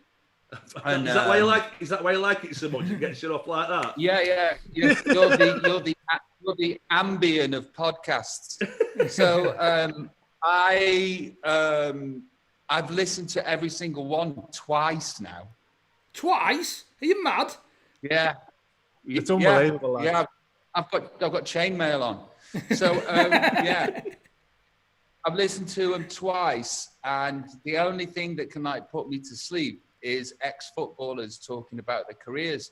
And I've ran out of all sorts of names that I now put into the YouTube search. And I've started to go to this random 90s football generator.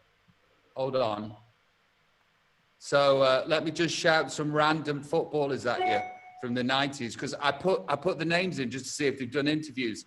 Fernando Nelson. Never heard of him. Paul Furlong. Paul Furlong was he Man City? QPR? Fernando Nelson played for Aston Villa. Paul Furlong played for Chelsea and Watford. Yeah, striker. Phil Stamp. Middlesbrough, yeah. He was ginger, weren't he? Yes. And I think he's a big old boy now, Phil. If I remember right. Yeah, I think. Yeah, he is. Erland Johnson. Lost us. Chelsea. Des Little. Forest. Yeah. I'll just do one more. I'm boring myself. Eric Tinkler. Oh, Stinkler. Stunk like shite. It's not. For real? Yeah. I played with Eric Tinkler. He was South African international, and he stunk like shite. Fuck me, lad. Well, We've had at least 3 players come on and confirm that Eric Stinkler was had a few hygiene issues. That was his nickname, Stinkler. Well, Eric Tinkler was Stinkler. He didn't know that though. Says here he's currently assistant coach at Orlando Pirates in South Africa. Being a Port Vale fan, what did you think of Popey's? Yeah, Popey rocks. He's an absolute legend. I love Popey. He's a funny guy. One more, and then I'll leave it. Trond Egil Sulsved. You've been playing too much Football Manager. With Everton? Coventry, Southampton. Yeah, I've had a bit of a Football Manager problem in the past. Robbie, or if I take this wig off now, it's fucking killing me. Yeah, I'll take it off. So, how's the lockdown going over there? I see you keeping yourself entertained with the Instagram lives. Couple of hours at least. The Corona Oki. It's well, we've been in lockdown for 2 weeks longer than the UK. They went proper bang. And we were sort of in LA watching everybody still going to work in the UK and being in parks and going to the gym and doing all that and thinking, fucking hell, they don't know yet. So I've done it proper because my mother-in-law's very ill and we can't afford to give her, anything that'll finish her off. And I actually like my mother-in-law, so I'm doing this properly. It's been fine.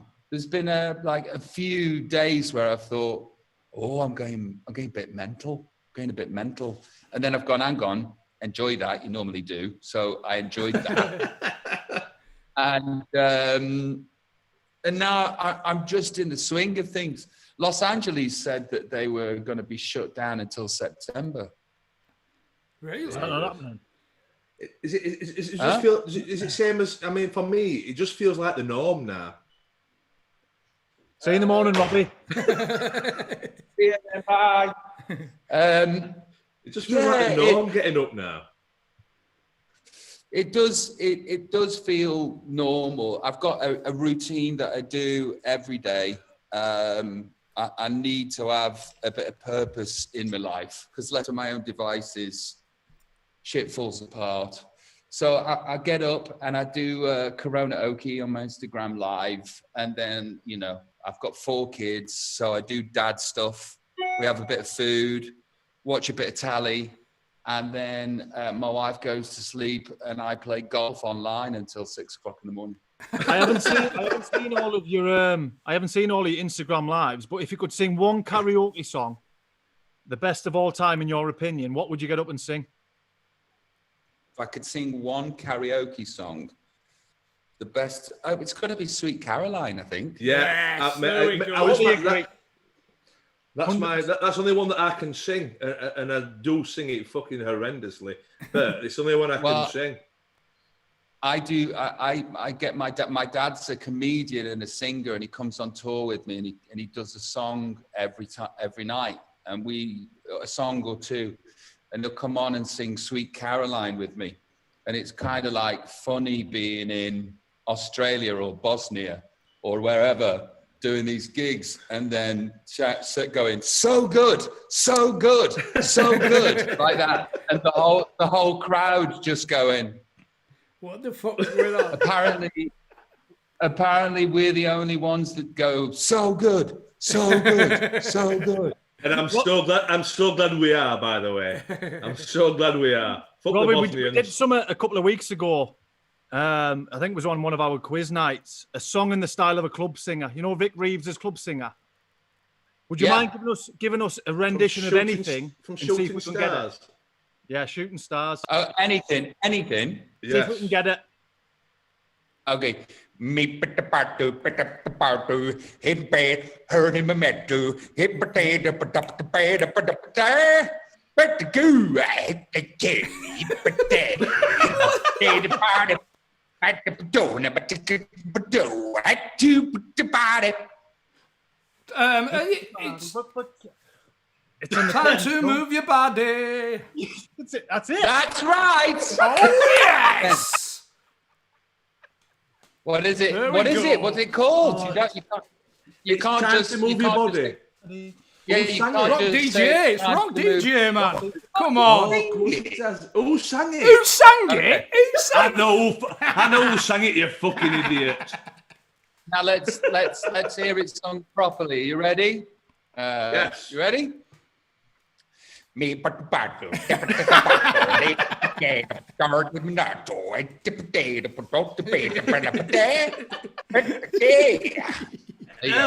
I'd have bought that one. I'd have bought that version of it. Johnny, me and you wouldn't have gotten that in a million years. It's much better. We wouldn't have gotten it in a million years. Can I do another one? Mate, you can do as many as you want, pal. All right, then. It's not one of mine. Okay. Do big, but do the beat, do better boo. Nana, but do the hell, the potato, do the boo. Have the bow, the bad. Feel the way I do about you now. Blur. Yeah. Yeah, Blur. What a fun game. Hey, there's many reasons I couldn't have been a professional footballer. My touch was shit. Mine were. So we're both on the I same had no level. pace. Two out of two, Robbie. 2 out of 2. Yeah. I couldn't take mental pictures of the pitch and know where things were going next. Still 2 out. And the other one is I can't shit in cups or other people's beds or Yes, you can. or on So that's never happened the on boot. tour. Actually we used to do that in Gary Barlow's room. Only Gary Barlow's room. And I can imagine he was furious. Were he furious with it? Yeah, he was furious. Did you ever put cling film on toilet seats? Your Not dad, cling film. your dad was a bastard for it. Yeah. So we used to do that with Gary's room.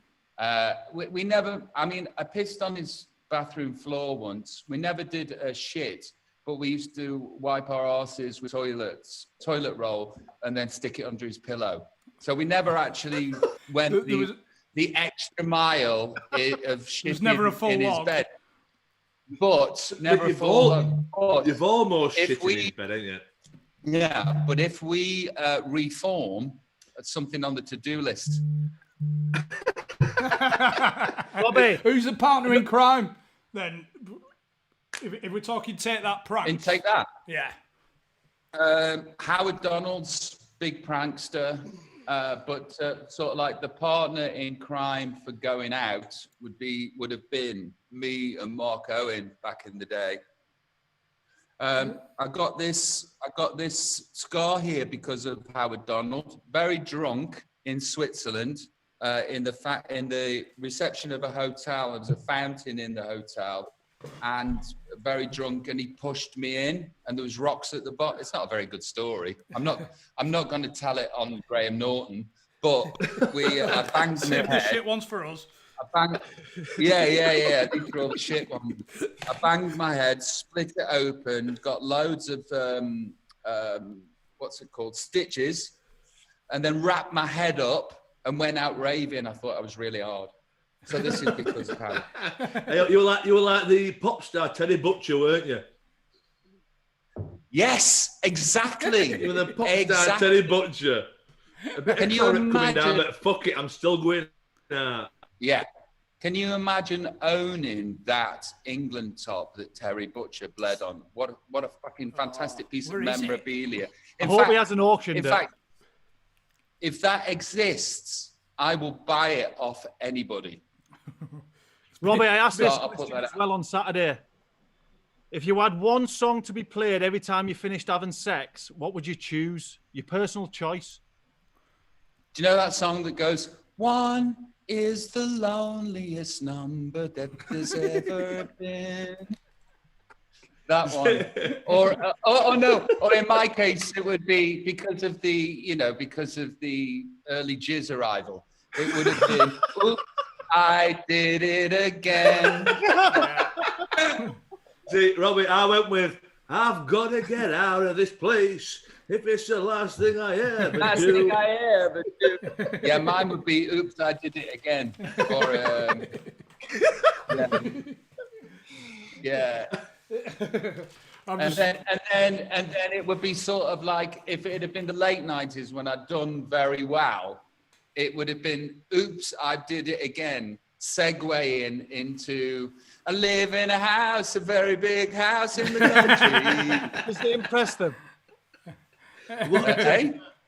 On a serious note, do you know, if going back to being 16-year-old, would you rather have been Robbie Williams or Cristiano Ronaldo?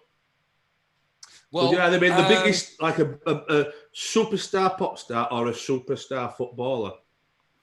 Well, let me put it this way to you, right? So I play stadiums all the way around the world, which is fucking amazing. Do you want to be one of 22 that fill the San Siro, or do you be the one person that stands in front of the San Siro and goes, "Let's fucking have it"? Yeah, I've had this argument with lads for years. I'd rather be Robbie Williams than fucking Lionel Messi, 100%. I'd rather be the top of my game at singing or entertaining than the top of the game at football. Well, this is because like I often get really scared before I go on and do gigs. Not so much these days, but I used to. There was like one tour, the Take the Crown tour. I'd get like immense stage fright, and I used to have to tell myself things to get myself on stage. And one of the things for that tour that I used to tell myself was, "You're on more than Cristiano Ronaldo," and that would make me go. And then I would then arrive out of this thing above the stadium and go, "Yeah, fuck off." fuck you, Christian. Fuck you. Fuck off, you handsome bastard. Yeah, no, it was. But it was all tricks that I needed to get myself in a place where I could go and attack the gig, you know. So that's not like something that I think on a day-to-day basis.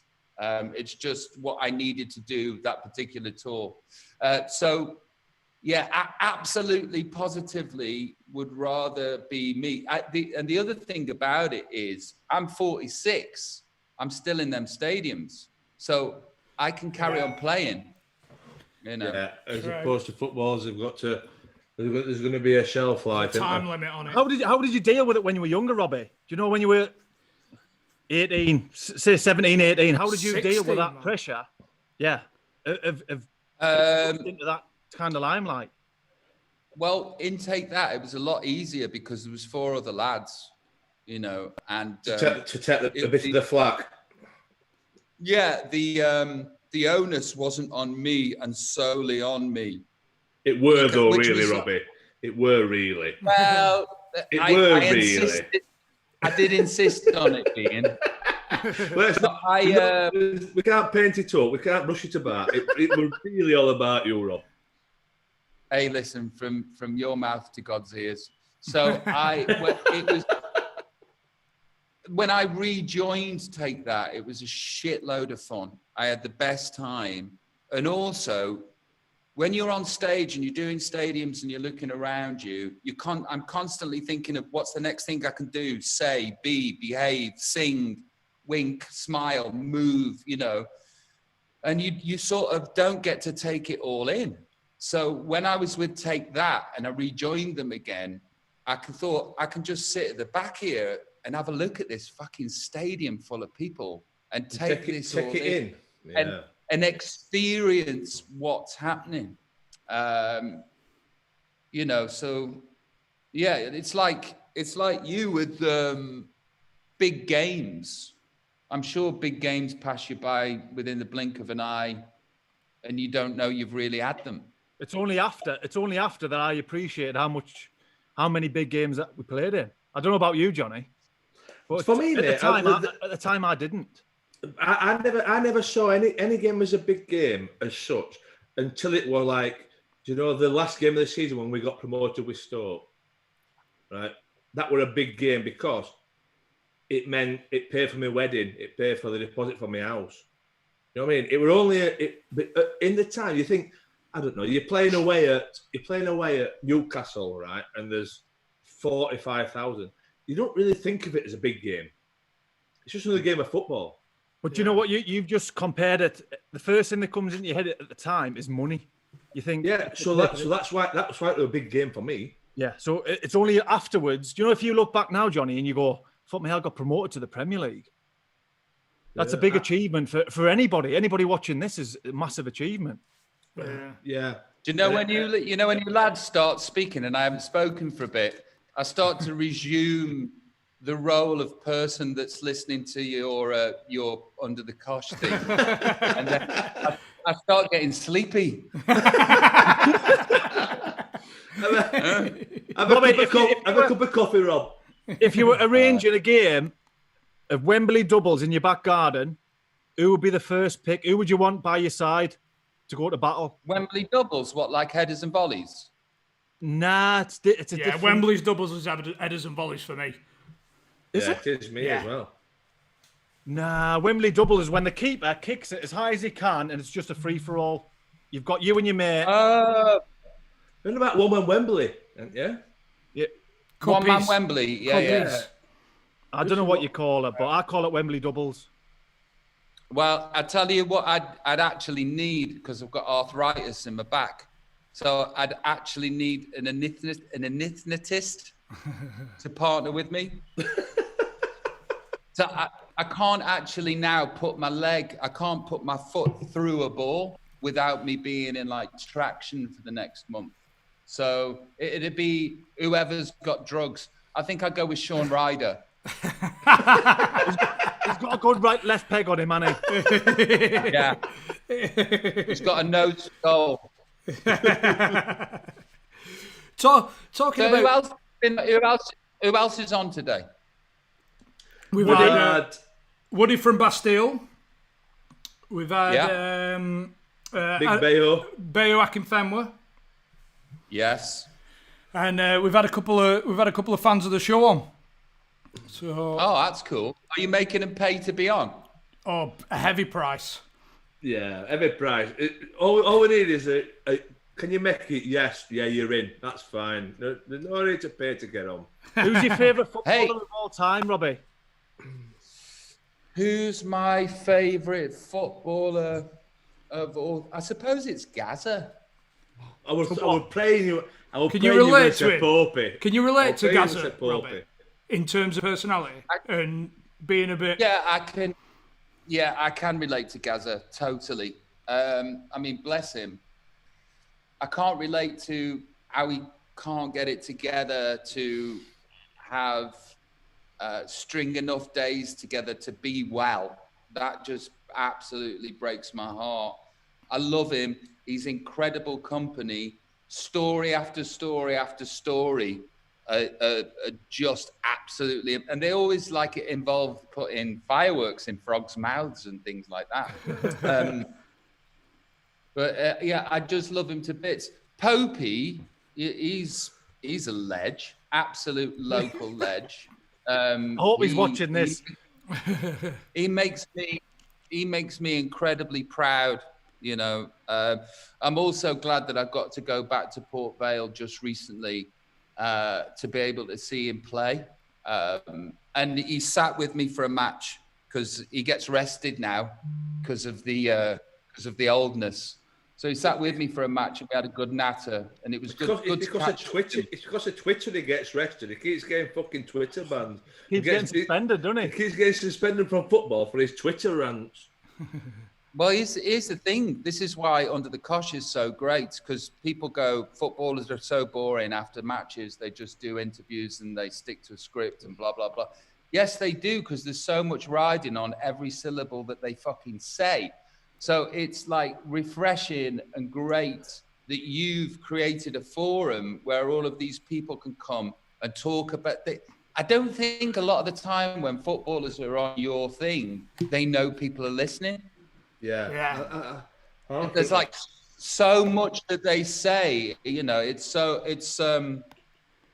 great getting an insight into what actually happens, how it actually feels.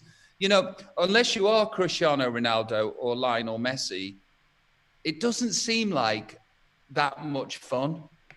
Yeah. You know, obviously you've got the banter, and that's amazing. And people say, do you miss it? Now you're not playing. I miss the banter. But a lot of it around it just seems like complete and utter fucking bullying by psychopaths. And you sort of get like nice managers that people can relate to and people love. But it seems like the game is littered with stories about being abused by people in power, whether that's with your wages or with how you're tret, as you say tret, don't you? Yes, how they treat it. Which one of you, Robbie, out of all the episodes, which one of you related to? Obviously, it's a completely different thing, football and being a pop star. But which one of you related to what somebody's actually gone through in their profession?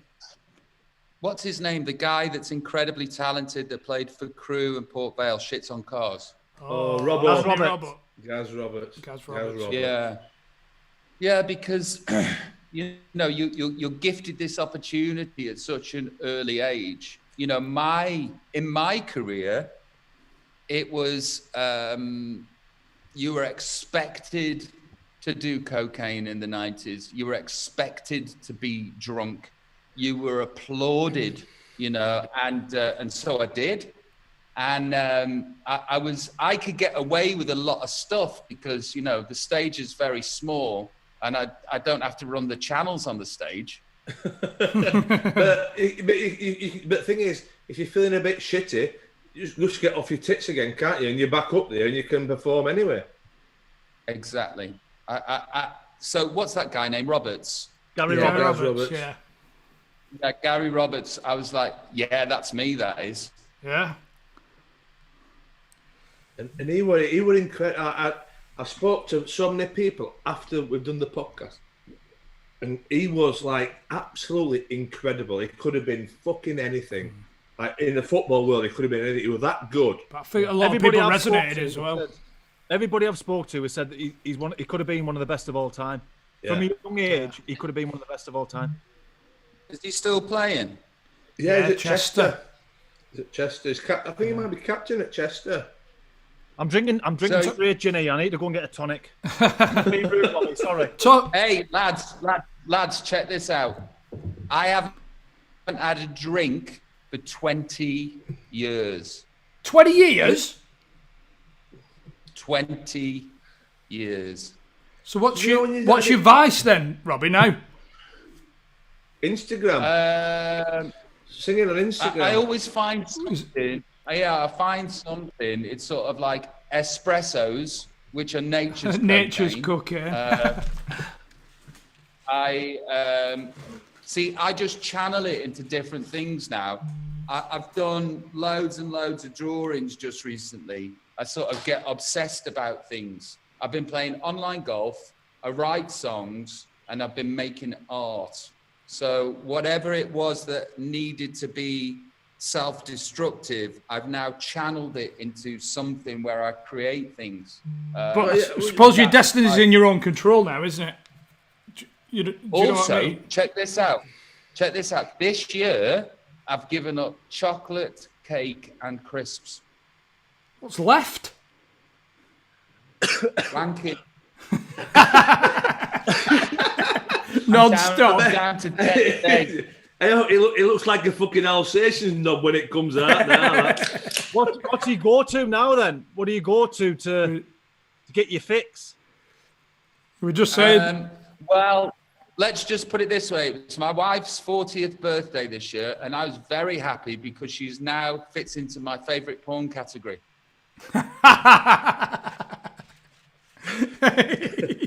So obviously you've like.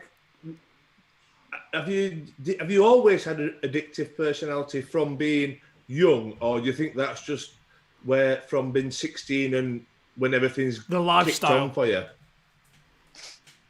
You say an addictive personality. If you were playing Lego as a 7-year-old, did it have to be made before you fucking leave it, or you just say, fuck it? No, whatever that I wasn't interested in absolutely anything at all apart from that one thing. And that one thing I could concentrate on like an X-Man.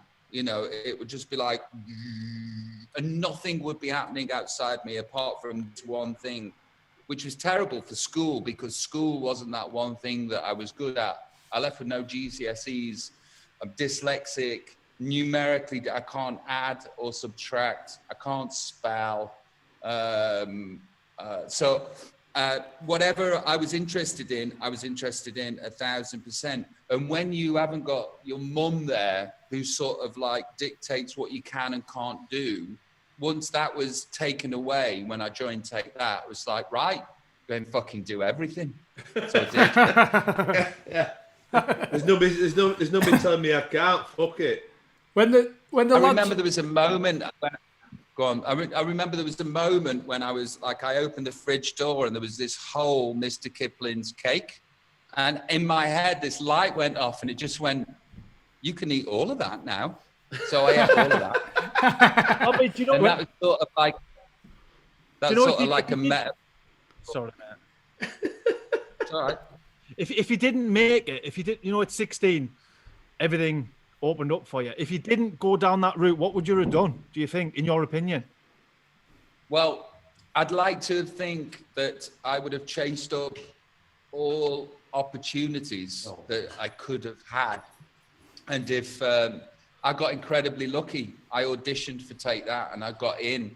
I was 15 when I auditioned and I was 16 when it all started to happen.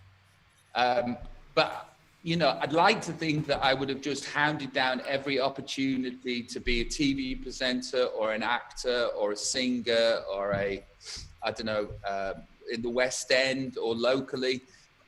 Performing was in you. I genuinely think I would have probably got in a bit of trouble because I would have had to make ends meet. And because I was a bit naughty at the time, I'd have probably have sold weed or something. And then I probably would have been arrested.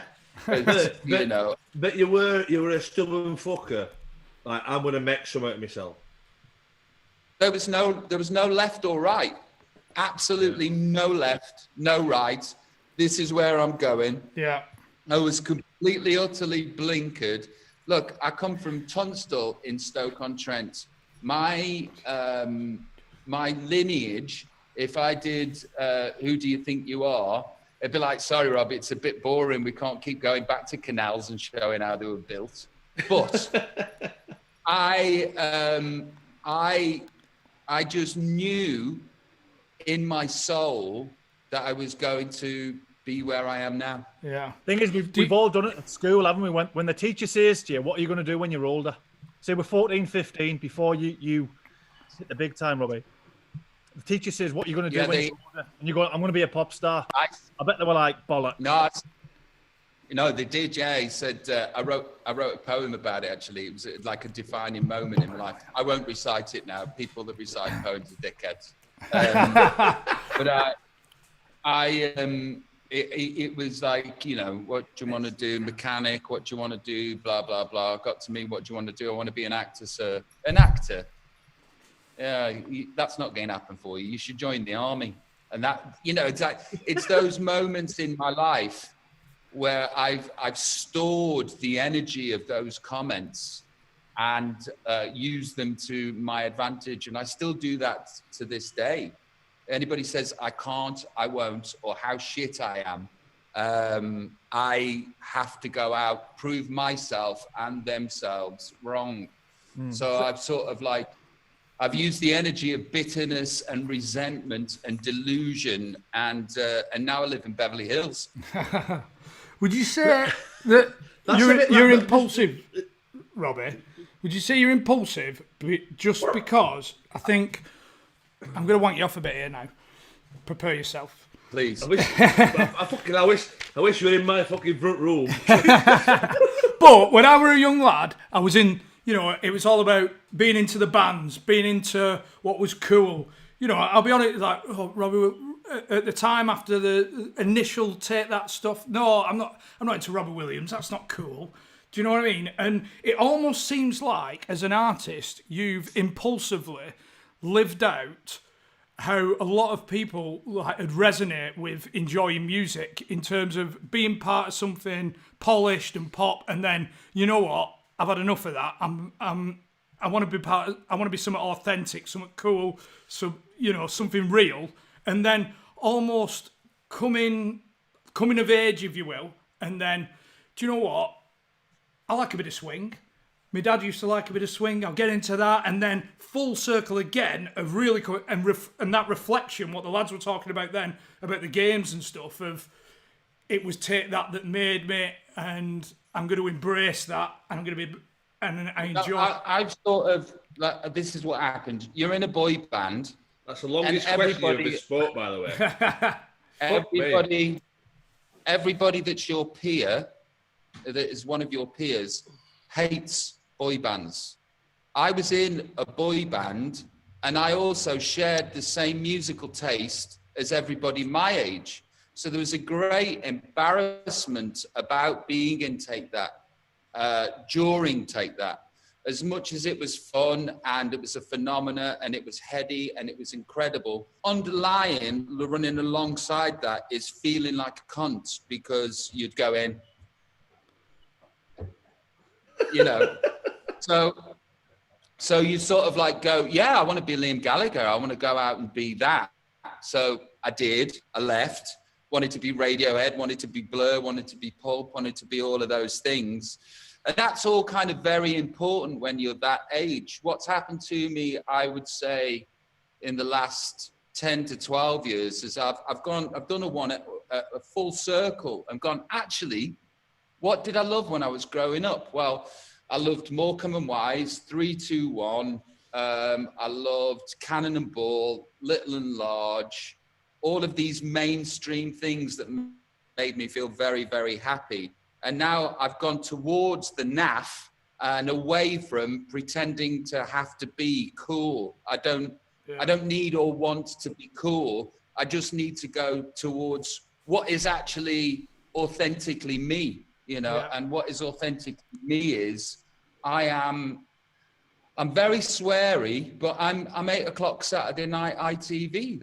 I'm Middle England. That's who and what I am. And now I'm of an age where I can embrace that and be that, and not feel ashamed of that. Yeah, I think that's your own personal recognition of who you are and where you are.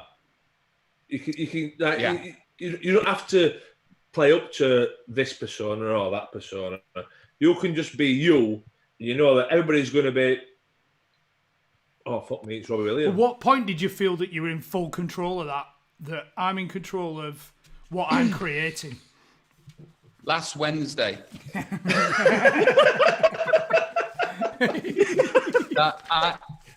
I reckon it's been, the last 12 years. But the thing is, during your 20s, I think it's very natural to try on different personas and different personalities while you figure out who you actually are. Because, up until you're 20, you're your son, your dad's son and your mum's son, and you have a sibling, and that's who you are. Then you get released into the world and you think, right, who am I? I'll try a bit of that. I'll try a bit of that. I'll try a bit of that, until you lose yourself. And then you recognize, hey, I'm a bit lost. And then you mature a bit and you kind of go, actually, authentically, this is what I am. But it takes a while, and especially if you add cocaine and ecstasy and ketamine and Lowenbrow onto the top of that, of course, you're going to delude yourself and not know right from wrong, what's up, what's down. But I'm 46, I'm middle-aged. It's about time I knew who I was, and I kind of do now. So, was there a point where you became reliant on all that stuff, Robbie? Drugs. Yeah. Drugs, drink. Yeah. Yeah. Look, here's the thing, right? In a world that's telling you through TV and song and magazines how you should be, how you should behave, who you should be act like, what you should become. If you taking all of that information in and then you get to a 20-year-old and you actually don't realize that you are kind of agoraphobic, kind of introverted, scared, unsure, not sure what you should say, how to behave, or what you should do. And if you're particularly of a sensitive nature, cocaine comes along and fills in all of the blanks, and instantly you are everybody to everything. And because that is my nature, because I am oversensitive, I took cocaine because it made me feel normal. That's dangerous. People listen to this. It's dangerous. You didn't even want to get like high, like you didn't even want to get there. You just wanted to get to normal. I just wanted to numb out the noises that are in my brain and mind. There is like it's not a safe place to go without adult supervision up there. And it's sort of, I didn't know all of this. This is only stuff that, of course, now I know looking back retrospectively. But I needed to turn off the radio station, Radio Rob, that I didn't have my best interest at the time. Do you think it's a bit like if like there's a fine line between being a genius and being mad? Do you think you're on that line? Yeah, you only get a sort of like, it's like, here's like knowing now what I know now. It's a tough world to be eccentric when you're 20. You're not allowed to be eccentric when you're 20. As a 20-year-old, if you're eccentric, you're fucking weird. As a 40, this little prick. Exactly. As a 46-year-old, I now know that, I'm slightly eccentric. There is a madness to me. I can embrace that madness and play with it. I don't have to fear it or judge it. the way I did in the past. Robbie, if you could play one gig all over again, which one would you go for? Is that by the way, is that Robbie's gig or just one gig in general? No, personal to you, Robbie. If you could go all over again from the off. None of them. I'm glad to get them out of the way, to be honest. Why? Well, It's a you know, job. if you look at Nebworth, It's a job though. if right? you look at Nebworth, Nebworth. I mean, don't get me wrong. A lot of the time with my shows, it's a religious experience. I get an out-of-body high where I'm experiencing something not many people on the planet get to experience. And it's absolutely ethereal, otherworldly, incredible. And then a lot of the time, I'm doing a job and I'm tired and there's 80,000 people staring at me and it's weird. That happens too. So if you look at like my big gigs like Nebworth, 135,000 people each evening, that was when I was my most depressed in my life. Right. So I wouldn't choose to relive that again. Now, for me, Nebworth is like my my Premier League medal, or my qualifying for the European Championship. I'm so proud that I did that, and I'm so proud that it exists as a thing that I can keep in my heart. But I wouldn't want to relive it again because I was distraught with depression. Yeah. So the incredible highs of my career, where I was the most famous, doing the most things, breaking all sorts of records, was when it happened to coincide with me feeling the most suicidal and unhappy. That leads us on to something. What's the worst thing about being who you were? Oh, can I just qualify? Can I just qualify something too? I don't have to think back about which is the gig that I would relive, because I've got all of these gigs in front of me. I'm not somebody in my house. There's nothing that would suggest what I do for a job. I've given all of my zero. I've given them all away.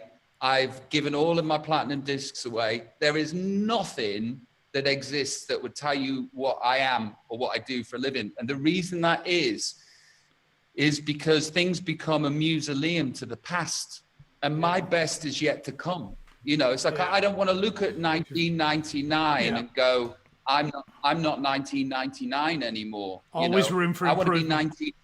I tell you, the thing is, Rob, the difference with that is, right, from being you as a massive pop star, footballers have not got that.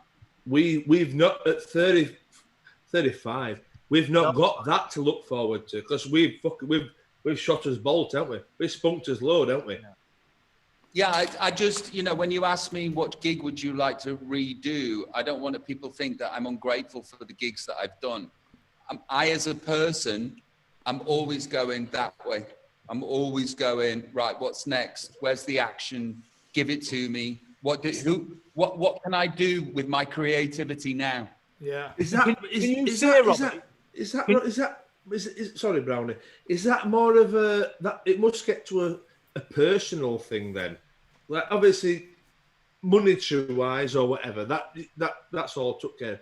So now it's just is it like a pride? Is it just right? I want to just go and do whatever I can do.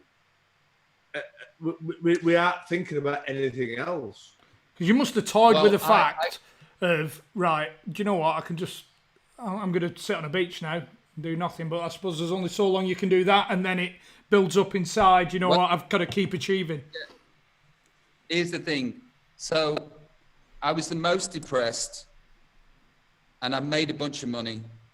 And I just thought, well, if it's my job that's making me unhappy, just don't do it anymore. So what I did was I stayed in my house for 3 years. There was 24 hours a day, I was being followed by 4 carfuls of paparazzi every single day. And it just sort of makes you go mental. And I'm competitive. I want to fucking win everything. And my competitive nature went, right, you bastards, check this out. I'm staying in. And I sat down. I thought you were going to say I want to lose them. Fuck it. Like some yeah. So for 3 years, I stayed in. And what that taught me was this. I understand why when people retire, they die pretty much soon after, because I lost all purpose. You know, I didn't have a purpose in my life. And once I came back out of that sort of agoraphobic phase, I needed to relearn how to do my job again. And then that took 18 months. Like, I was on the television and I was thinking, fucking hell, this used to feel so natural, but now I haven't got a fucking clue what I'm doing. I sort of like walk with my left foot and my left hand really unnaturally. Anyway. You're like Peter Crouch when he scored a goal. Yeah. The upside of that is I completely understand the benefit of having purpose, and I'd never want to feel like that again. So I've got with that, Robbie. With that, what is your biggest achievement? You can take that from performance or life achievement. In your mind, what do you class as your biggest ever achievement? Being in a monogamous relationship. Really? Yeah, check that out. I can't even say the fucking word. It was say, isn't it? Monogamous. Monogamous. Do you know what, this time on a Wednesday night when we're doing these live YouTube, we struggle to say words at some point, don't we? Some do. Some do. Well, is that a serious question, Robert? Is that something that you struggle with? My biggest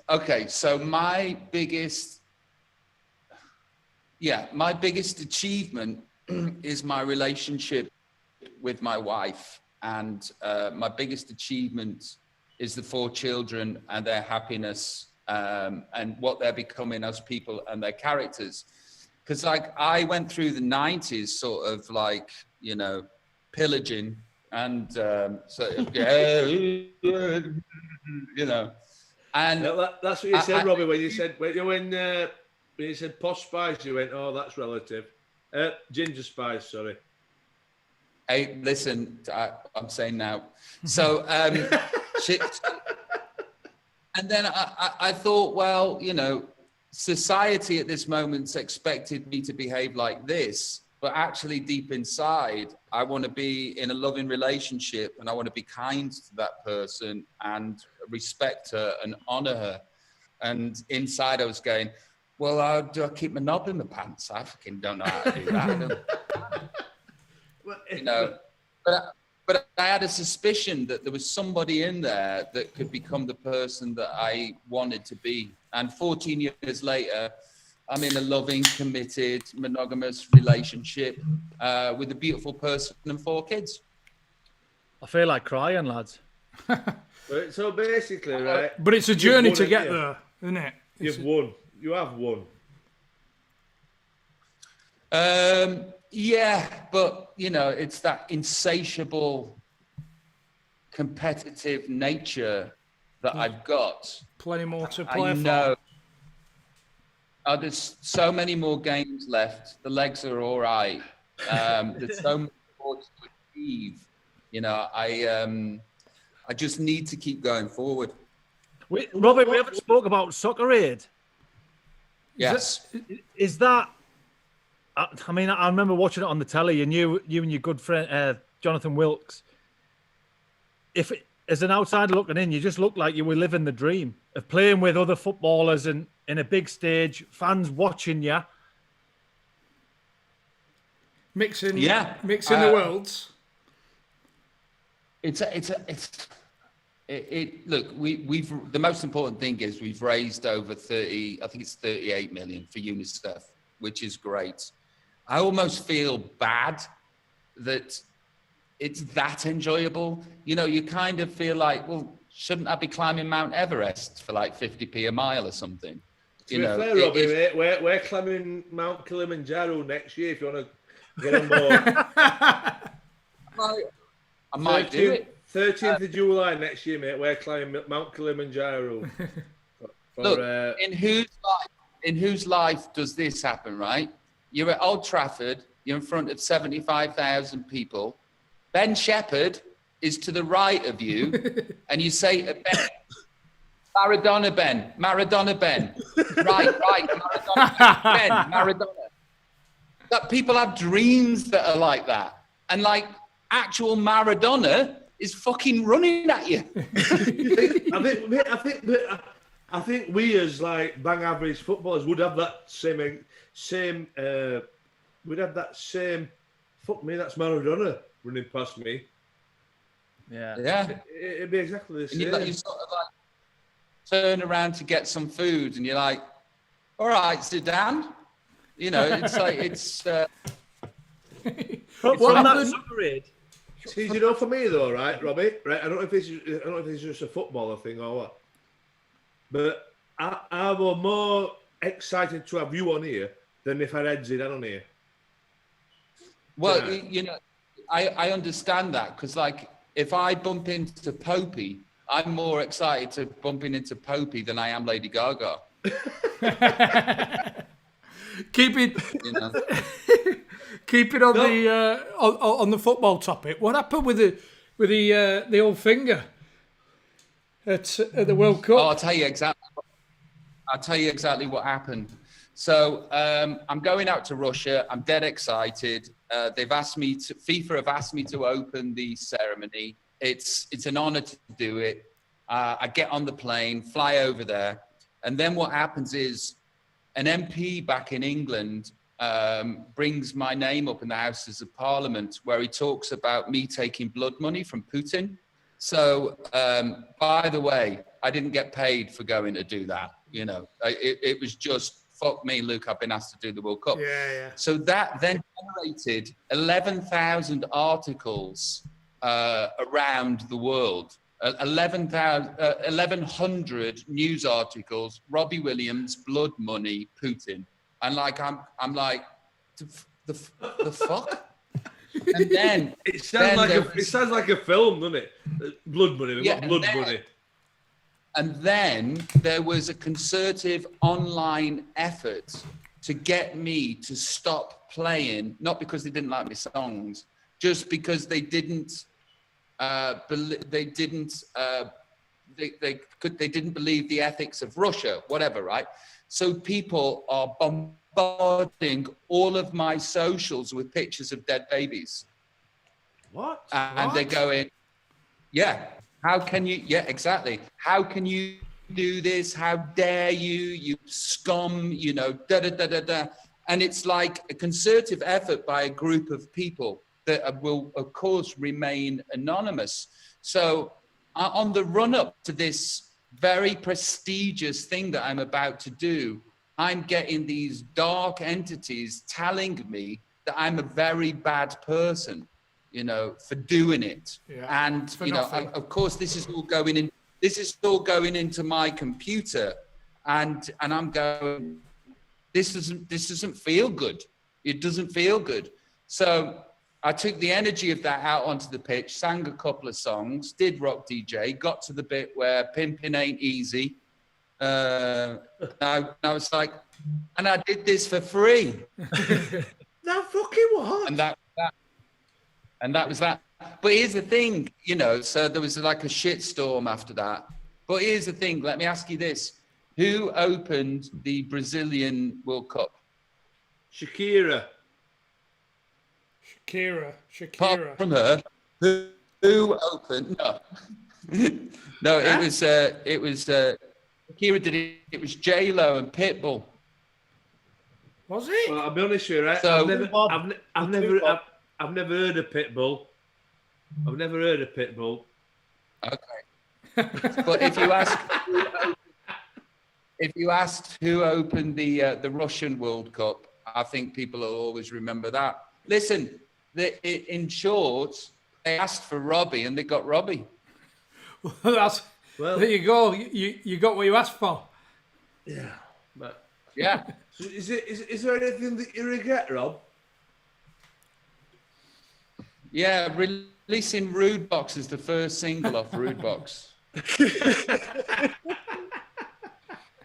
Yeah, genuinely sort of like, yeah, I shouldn't have done that. There was better songs. But I was like really, really stoned. And I was kind of like, people are going to love this. Robbie, before you go, will you give us one more pub singer? Yeah. I've been big. Did a big big did a big day. A bit boo. Did it do the boo. Hit a big did boo. Get up and do. But do and you can do the boo. And a banana boo. Take it a boo. A beat a bit do. I've not got this one. Be a boo. She better dee but dee boo. A dip a dee and a boo do. It a do the boo. Struggling, lads. Your music knowledge is too good for us. I don't know if it's a 12 cans of Foster's or not. Robbie, let us ask you this one. If the airport open tomorrow, sorry, it's Angels. Was it? No, it was a bad vocal. Oh, terrible. Oh, I can hear it now. Wait, who sang the Angels? Robbie, let me ask you this before we finish, because if we look at any current articles at the minute, and you might not be able to say anything, legal reasons, but it's all about your swimming pool and Jimmy Page. Now, all I'm picturing is you with a bag of dog shit, leaving it on Jimmy Page's doorstep and setting it on fire and making a squid scarpers for it. Tell me it's true. Listen, I've been sued. I was doing an interview in an Italian radio station, right? And I don't know if I can even mention it. And they asked me about this, and I had a stock answer because my wife went, "You're about to do 100 interviews. Do not mention our next door neighbour." And I thought I was doing really well. And I was. They asked me this question, and I gave my stock answer. Then they put a record on, and I took my headphones off, and I went, "Fucking listen to this." And then I unloaded, but I didn't know that it was actually going live on the internet. Oh. So that cost me 15 grand. Oh, so we'll leave it at that then. Yeah. Robbie, can we get the Made in Castle one? Of the worst, something that a groupie has ever done, or I don't even know the story. Yeah, I've got this from my missus. Made in Castle. Ask Robbie, Made in Castle. Have you heard this? No, I haven't. Okay, great. So I've rented this castle, and I'm in there, and I'm in this huge fucking room, and I go to sleep. And you know, when you sort of wake up, but you're not fully awake, you realize you're awake, but your eyelids are still closed, and you're like, there's something weird's going on in the room. It feels like somebody's cleaning up. Why would they be cleaning up? What are they doing in my room? And I opened my eyes, and there was this woman that could have been anywhere from 35 to 65. She looked very, very special. And she had some headphones on with sellotape around them. And it was plugged into a tape cassette. And this was, tape cassettes. It was 1997. I'd not seen a tape cassette for This was back in the day. And she had a feather duster in her hand. And I looked at her and I went, all right. And she went, all right. And she looked on the floor, and my Calvin Kleins were on the floor. And she went, Calvin Kleins? And I went, yeah. And she went, pussy. And I went, right. And she went, have you got morning glory? And I went, yeah. And she went, I'll wank you off. And I went, all right then. Well, you can't turn it down, can you, at fucking 8:30 in the morning? So I closed my eyes, thought of England, and off, she did a bit, and then off she went. And I was like, well, that's odd. Later in that day, I went downstairs and I was talking to the woman that ran this castle. And I said, hey, the cleaner that came in this morning, bit weird. And she went, we don't have cleaners on Wednesday. I went, what? Yeah, cleaners don't come in on Wednesday. I was like, right. So somebody had broke into the castle with a feather duster, made the way to the bedroom, give me a happy ending, and left. But that's not the end of the story. That's not the end of the story. I'm telling this to my band, and I tell them the story. This is like a year later, and my guitarist goes, fuck me, that's Maureen from the pub. She said she did that, and nobody believed her.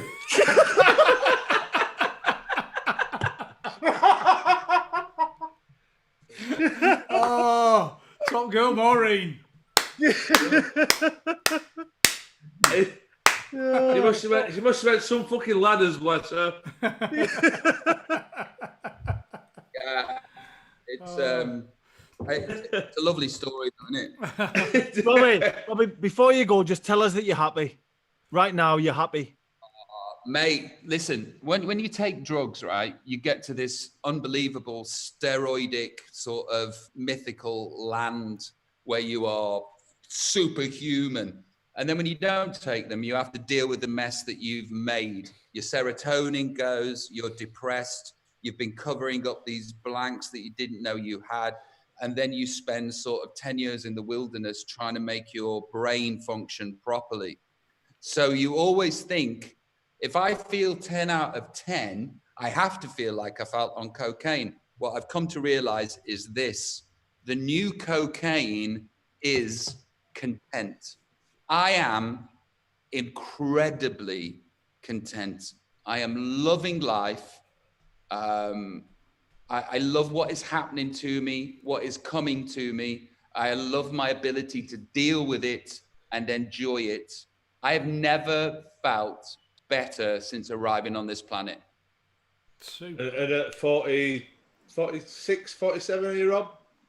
Yeah, it took its bastard time, though, but, Robbie, on a serious note, with Tech Piss, you must have had a fucking good time along the way, but to come out the other end and still be as happy as what you were must be incredible. I'm very, very grateful for the times that I did have before the shit hit the fan. You don't sort of go, hey, let's not go to sleep for 10 days and fuck everything up. The beginning bit is wonderful and chaotic and cathartic and amazing in amazing places with amazing people. But then it ends up being doing cocaine and having it passed underneath your door by yourself, and you're staying in your bedroom for 7 days. That's the bit that's where I got to. The start was a lot of fun. The raving days were incredible. I'm so glad that there was no telephones with cameras on, because I'm in Take That. I'm 18 and I've just done 3 E's and I'm in the middle of the dance floor. And then the next day we're sort of like on top of the pops going, a million love songs later. Robbie, just a quick one. How come you message Parky anyway on Instagram? For the love. I've really enjoyed the pod, whatever you call them on YouTube, but I've really enjoyed the show. I've genuinely watched every interview you've done twice. Yeah, but you could have messaged us all. And I know. You went for Parky. In your defence, Yeah. my handle is very, very, very complicated. There's been people on your show that I've reached out to as well, where you know. I know, yeah, mate. I know. There's been people who messaged me prior after. Post. Yeah. Post. That's the one. The biggest thing I've taken from this, before this Zoom call even started, was you were somebody that was so far out of reach of all three of us, and at the end, it was somebody that we could relate to and have a bit of crack with. I think that's like. I think that's what happens with footballers too. You see, is like they only exist on this grass carpet.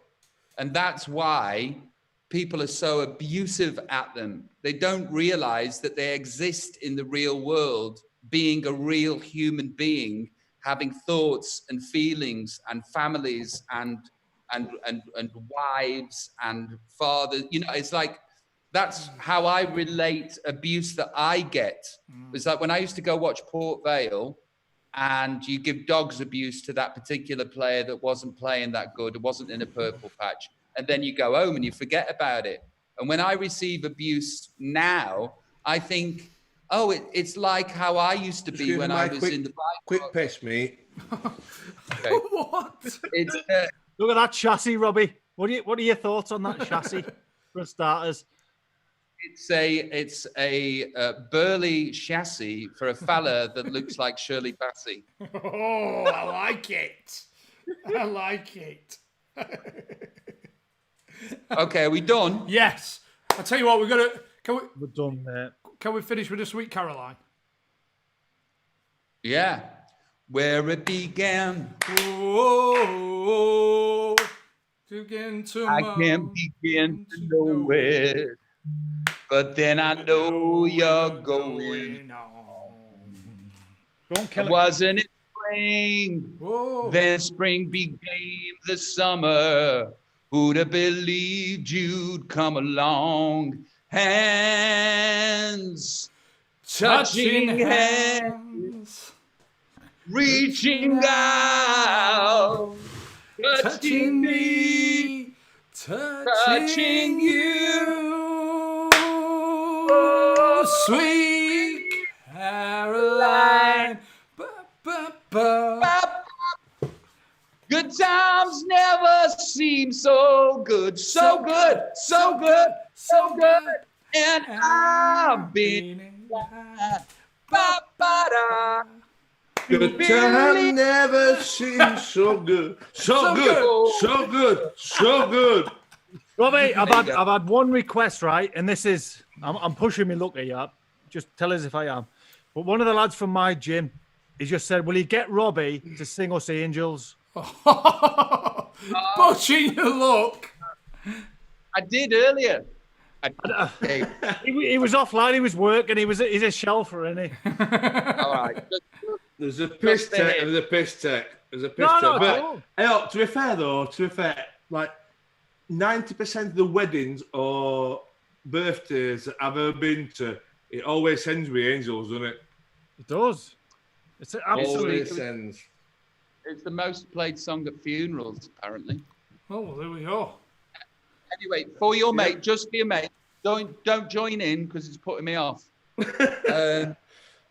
And through it, oh, she offers me protection, a lot of love and affection, whether I'm right or wrong. And down the waterfall, wherever it may take me, I know that life won't break me. When I come to call, she won't forsake me. Nah, nah, nah, nah, nah. I'm loving parking instead. Oh, my. There we go, mate. Cheers. We massively appreciate you joining us tonight. 100%. You would not believe. Yeah, let's do it again in future. Yeah? Cheers, mate. Thank you so much for Absolutely coming on, superb. mate. Top man. Thank you very much. Pleasure. Top man. Look after yourself. Look after the family. Peace, my all- brothers. You Yeah, take care. All stay safe. Thank you. Bye now. Cheers, Bye mate. now. Bye now. Lads, I've never ever, somebody has never reduced me to tears in what they were saying. Did you hear that? Fuck me. Mate, I was doing I've a never- duet then with Robbie Williams and you were telling me to shush. That's not even banter, is it? He's telling me to shush. Just let him sing, Chris. Fuck me. Once in a lifetime opportunity, Chris. Once in a lifetime opportunity. I don't think it will be, though. Chris, I I hear, want to come back on. I hear I your don't care voice. about anybody else listening to Robbie Williams. I'm doing a fucking duet with a lad. I hear your voice 5 times a week. Just let him fucking sing. I'm sick of your voice. Oh shit, we've not done the Port Vale quiz. Next Oh, time. for fuck's sake. Next time. That's 2 quizzes we've not done tonight. Mate, I don't really think we've grasped what's just gone off. No, I think for us just saying let's just have a bit of a zoom and have a bit of laugh, get a few of the lads that you know and Mate, if we'd have said I'm I'd be here dressed as Jerry Halliwell doing a duet if Chris hadn't interrupted with Robbie Williams. Chris, you 4 ruined weeks it. later. You ruined it. I didn't ruin it. Ty made it for me. There's thousands of people want to hear Robbie Williams sing, and you fucking. And you All I can hear fucked was it up. You fucked it up. Mate, Joking apart, lads. what a show, by the way. I hope everybody enjoyed it. I hope everybody Not enjoyed just it. not just Robbie. I know Robbie were all right, but Woody were Right, fantastic. Woody were brilliant. Bayo. Bayo. Oh my god, we had 2 fans in there. I can't believe I ripped my don't- notes up before we started, by the way. I don't think, I'll be honest with you, right? I don't think it'll ever get better than this. Nah. Do you know what? When he was you could ask him. I've asked him to do a pub singer and which song he wanted to play after sex, and he couldn't be more accommodating. We said, I mean, I was fully taken on that Paul Chuckle we'd reached the sky and there was no iron. Yeah.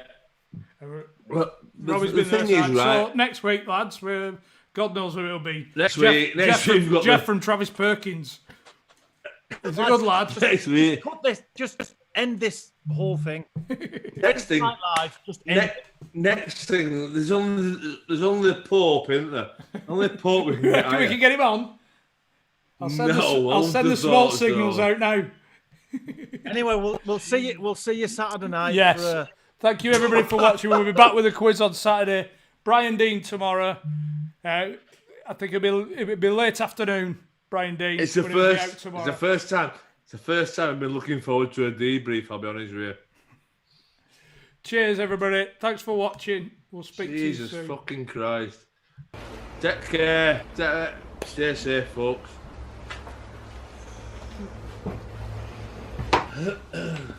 Are we live? No. It's under the car.